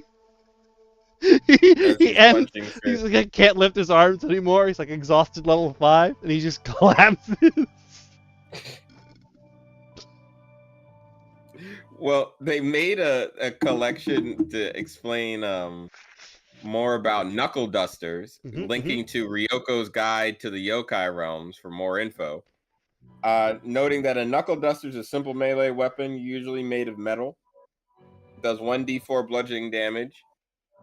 And have the attached, light, and pugilist properties. They also have the flurry superior strike. Attached says you can't be disarmed of this weapon, but donning or doffing the weapon takes an action. You can use a hand equipped with this weapon to hold items, but can't attack with the weapon while doing so. You have disadvantage on attack rolls while using other weapons held in the hand with this weapon, and on sleight of hand checks using the hand that this weapon is equipped with. And pugilist, for creatures that roll a die when they make unarmed strikes, such as the monk, the size of their damage die is increased by 1, maximum of 1d12 when they make an unarmed strike with a hand equipped with a weapon that has this property. So it ups your damage die by 1 dice, up to 1d12. To get 1d12, you gotta do a lot of min-maxing. What is I'm assuming that means 2014 rules monks ends at 1d. Do they end? I think they end at 1d8, not even 1d10. I have no idea. I don't know. I've never been that high. Hold on. Go look up. Like, there's some bone there. You gotta slap a lot of bonuses. You're stacking like Tavern Brawler on top of Monk on top of an unarmed strike, like on top of like a base claw strike on 2014 rules do go up to 1d10. So if you were high level monk in 2014 rules, you'd get this. I think I don't know if 2024 rules go up to. Oh, 2024 rules go up to D12 instead of D10. so this would now be a D14. Or would it just become 2d6? Interesting. Well, technically it'd have to become 2d8, right? Because 2d6 would just be 12 again. Yeah. Though supposedly, not supposedly, statistically, you do better with 2d6 than 1d12. That's true because statistically you can never get lower than a 2. Like you just. Oh my god, I'm doing math. This is disgusting. Welcome. Welcome. I will say it's an interesting item. I just don't really see where this is going to be something you're clamoring for if you're a monk. Yeah. Even like the last ability where if you deal 10 or more damage with an attack, that means I realize that the way this is written, it's with an attack, not a multi-attack or during your turn. So the only time this will work to give you the mana shield is during your gravitational uppercut, unless you have some other ability. Which is weird. I would think that I would have written it so if you deal 10 or more damage in one turn with the gauntlets. That would have made more sense. Yeah.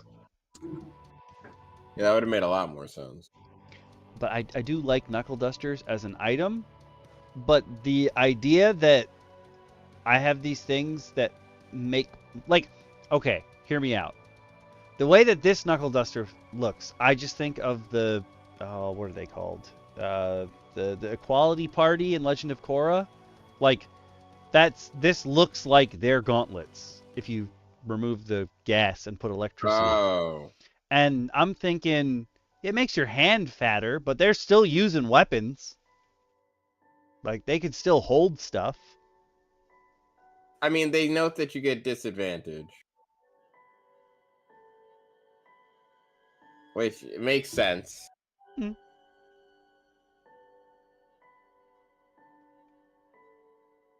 You know, unless you're Goro from frickin' Mortal Kombat. What if you had 4 of them on? You are tuned to 2 sets of them. Bam, bam, bam, bam, bam, bam, bam, bam. But yeah, I feel like no one's going to use... I feel like only monks and a very specific class of fighter would actually use a knuckle duster because they'd get the extra bonus. Like, up their unarmed strike. Up their unarmed strikes. There we go, words. Like, where pugilist would make sense, because if someone's just going for the 1d4 and they're not using like 100 daggers, they're not going to use a knuckle duster. Quite literally.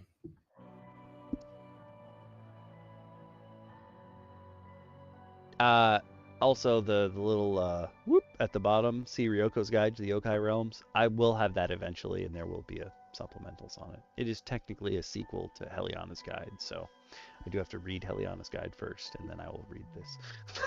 And I don't physically have. They haven't printed copies of Ryoko's Guide yet, so I don't have the physical book to read yet anyway.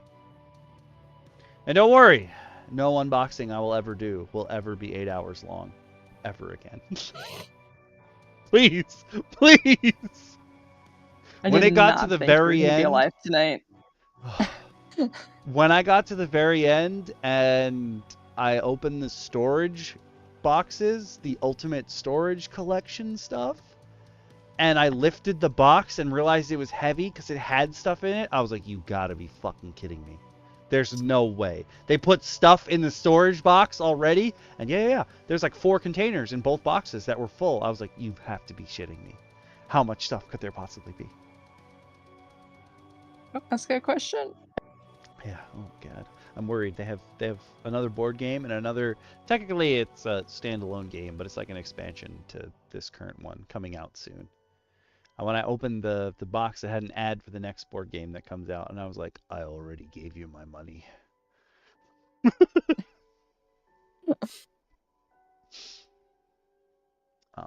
But yeah, that was everything I had.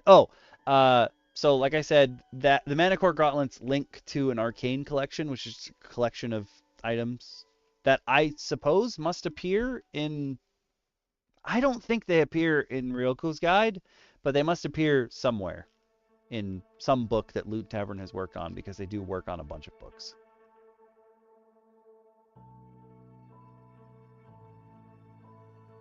Oh, you know what I just realized? What? Heliana's Guide, the crafting system has you remove the essence from creatures in addition to like bits and bobs of them. I'm thinking they didn't describe it because it must be like there's no like central nervous system to a construct. It must be if you remove the essence from it, you must get their life spark because there's nothing else in them. Oh. I didn't think of that until just now. Must be what it is. You're like collecting essence. Okay, there's a whole bunch of stuff in here, and now I'm like, maybe I should bookmark this, and we can go through these at some other day. I think I'll do that. but it won't be. We won't be doing. Yep. Next time I'm on, it's exactly that. Next time I'm Monster Hunter, I want my players to be able to not necessarily get the essence of creatures, but I want them to use their survival skills to harvest their creatures. You know, I think that's a cool idea. I like that.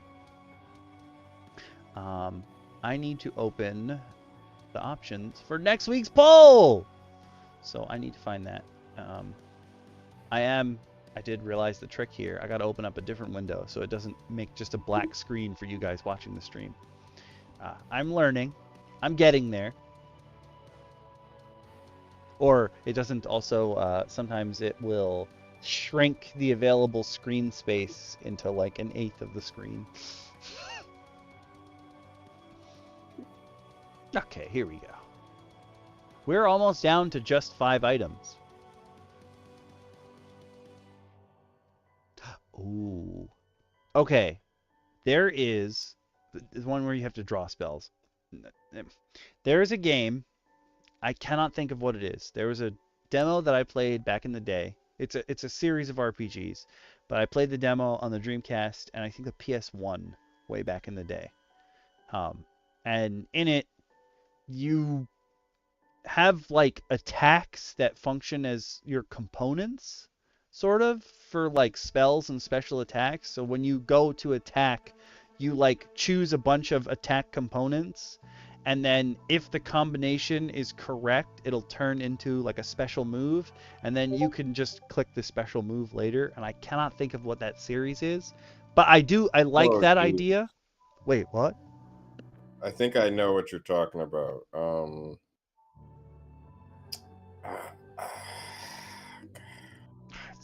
I can see it in my head. Right? Like, I can see the 3 characters. There's 2 boys and a girl. And I cannot think of what game it is. But I like that idea. But I think that that kind of idea, when you don't have, like, an instant response. Like, in Magicka, you do the same thing. You, like, put your spell components in to get the spell. But, like, you have the instant response of a video game. Where, if you put it in right, boom, the spell happens. When you're playing, like, a board game or a TTRPG, when you do that, you have to wait until your next turn to like get that stuff. It might be a legend, maybe. No, not Nox used to play Legend of Dragoon. I know it's not that one. It's not one that he played. No. But yeah, like in a TTRPG setting, if I gave everyone the components, not in the typical D&D sense where like the components in your component pouch. I mean, like if I was like, oh, if your character does this, it may become a special move. Like the idea of them failing and having to, they've basically lost their turn just doing whatever regular attacks that do no damage or what have you. I think that would be a bad user experience. But I do like the idea of that kind of thing. I think you have to have it though for higher level D&D because it's a side effect of you attempting and failing. Like you can't take that away from the player, even though it sucks and you want your players to always have fun. Part of the having fun is realizing the realism of the situation that you're in and then making decisions that are going to benefit you. Party. So it might suck that roll, but I mean, it's no different than getting a nat 1. You get a nat. I could get a nat 1. That's true too. Yo, I got the storm that we thought you were getting, DM Lacara. All of a sudden. Oh no, I got it. Oh, okay. It's We been just didn't storming lose power. outside here. Yeah. I was gonna say. I guess we should. I'm gonna put out the first poll. I will put the poll options up on YouTube momentarily. So if you haven't been here before and you're new to DM Roundtable, where have you been? And secondly, oh, you walked in it, dude. I'm so sorry. That's gross. 24 hours after this stream ends, this poll stays open, and then when 24 hours are up, it closes, and that determines what our topic is going to be next week. We used to have 10 topics, but we're sort of paring it down, so there will be 6 possible topics for this, and then we're going to keep it down to 5 after that because we don't want to give everyone analysis paralysis. But we Not fun. we generally speaking won't redo a topic that we've done within the last 3 episodes. So items is definitely out, and articles, and anniversary episode is out, but for other reasons because we already had an anniversary. We'll But do it Ron- again. We promise. Next year. We'll have. Listen, I'm not hoping. Our plans are to make sure that we do way more for you guys than just handing you out free stuff on the anniversary this year. We're gonna get bigger. We're gonna get better. One shot. Yeah, we had to do at Yeah. least one shot. I Also, think that hopefully we can run some like let's build a streams. yeah. Yeah. That is definitely on the topic list. I was about to say spoilers. It doesn't matter. I am hoping that at some point we can pick a character or a game. There are dudes who do this on. There's a guy who like this is his whole shtick. He makes YouTube videos where he's like, I'm gonna take this character, make them a player character in D&D. I think it would be more fun if we picked like a creature or something and made a monster out of it to run in. Oh, yeah. Oh, I think that are would you be down pretty for fun. that? I think actually that could be a topic. Build it live. Maybe that should be the topic. And we just slap it down and people submit objects or images that we can look at and create what we need to from it. Yep.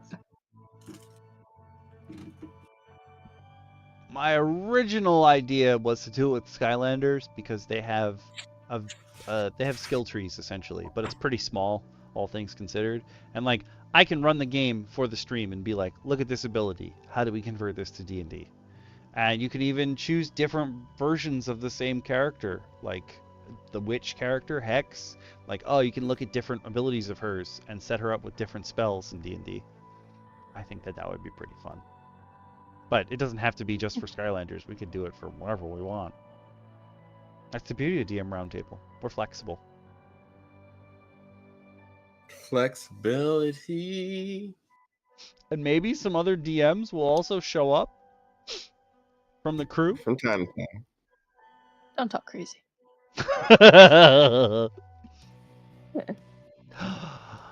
Ooh. Spyro is actually a very funny choice because he is also a Skylander.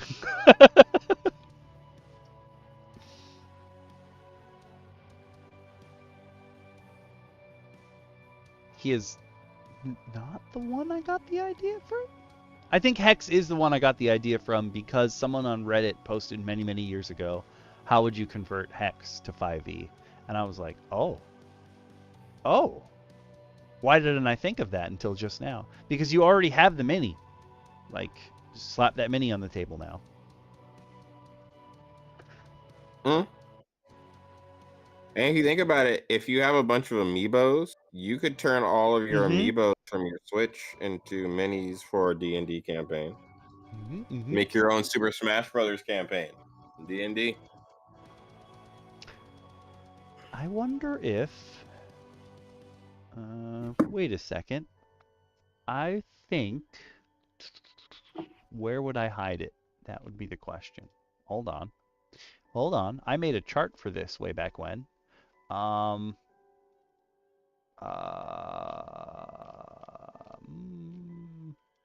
Maybe I gotta look for size? What would I have named it is the question. Oh, backgrounds feats one. Okay. That one's going in there. Put that in there. Backgrounds feats. And then the next poll is going to be real sad in comparison because it's the 6th option. So it's all by itself. All by itself.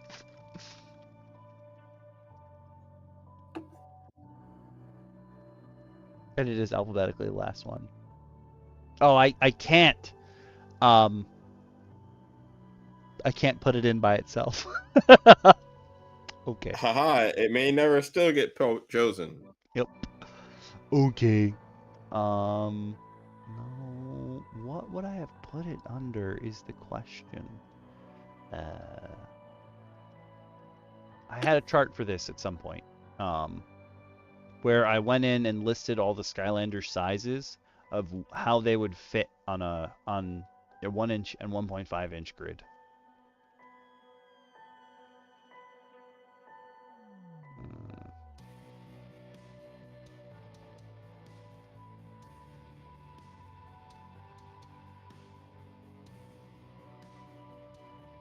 Sizes?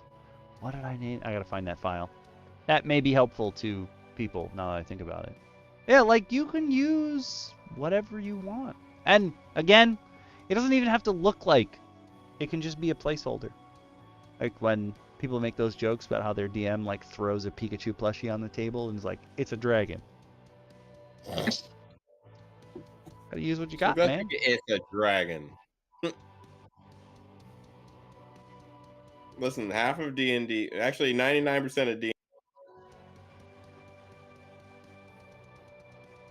you should use it. Yeah. We should all take a note from Wishbone. Your imagination can take you anywhere. Love Wishbone. Very prolific figure of my childhood. So good. So good. I'm like the only person that like never watched it. Oh, I was having the conversation with you and Noxie. That makes sense. Yeah. I was like, I definitely was talking about Wishbone semi-recently. Ah! Yep. Here we go. Can I... I should be able to switch this over.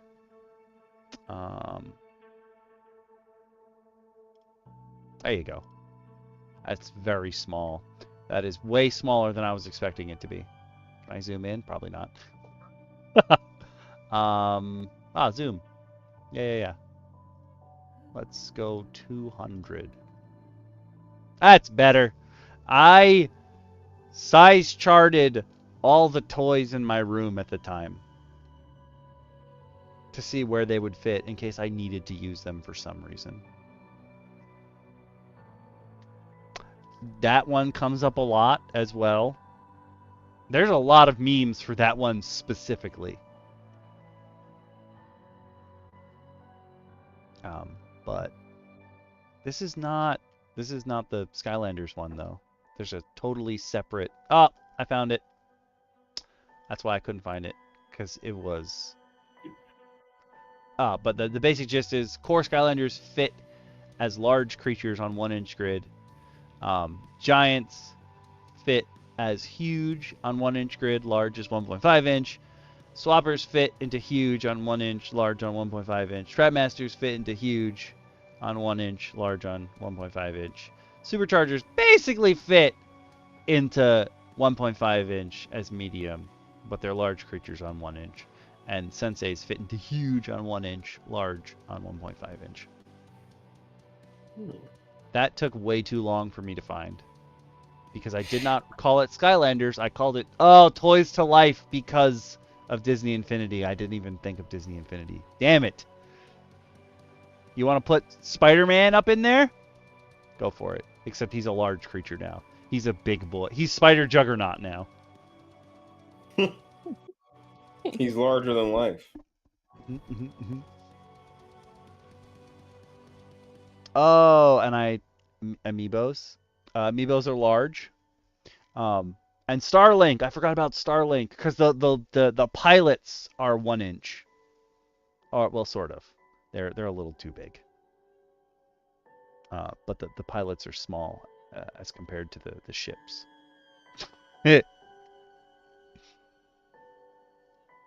That took way longer to find than I expected. It was in the folder I was looking at. I just wasn't searching for the right thing. Boop. But yeah, I will put the community votes in, and we will see you all next week. Do you guys have anything online you want to advertise during the week that's going to happen? No, nothing. Nothing coming up this week. You keep tuned to the interwebs, and we'll catch you guys, I think, next week. If you guys want to 8 hang out with p.m. me again, 8 p.m. Monday nights is DM Roundtable. And if you want to hang out with me tomorrow while I hopefully kill, well, it'll be my first cauldron, but I'm hoping to kill another Thunderjaw, which is a robot T-Rex with laser guns in his face tomorrow night in Horizon Forbidden West. So come and hang out. Oh, yeah. They totally did. Their figures are, well, the HeroClix tiles. I don't actually have any of the figures for Marvel's. The original one was Heroic Tabletop. But I don't have any of those figures. I don't know what size they are. I will say the HeroClix figures are all large no matter what. They have the fattest bases because they all have the 2 wheels that spin around inside of them, so you can gauge their health and their power. I have a couple HeroClix figures. But yeah.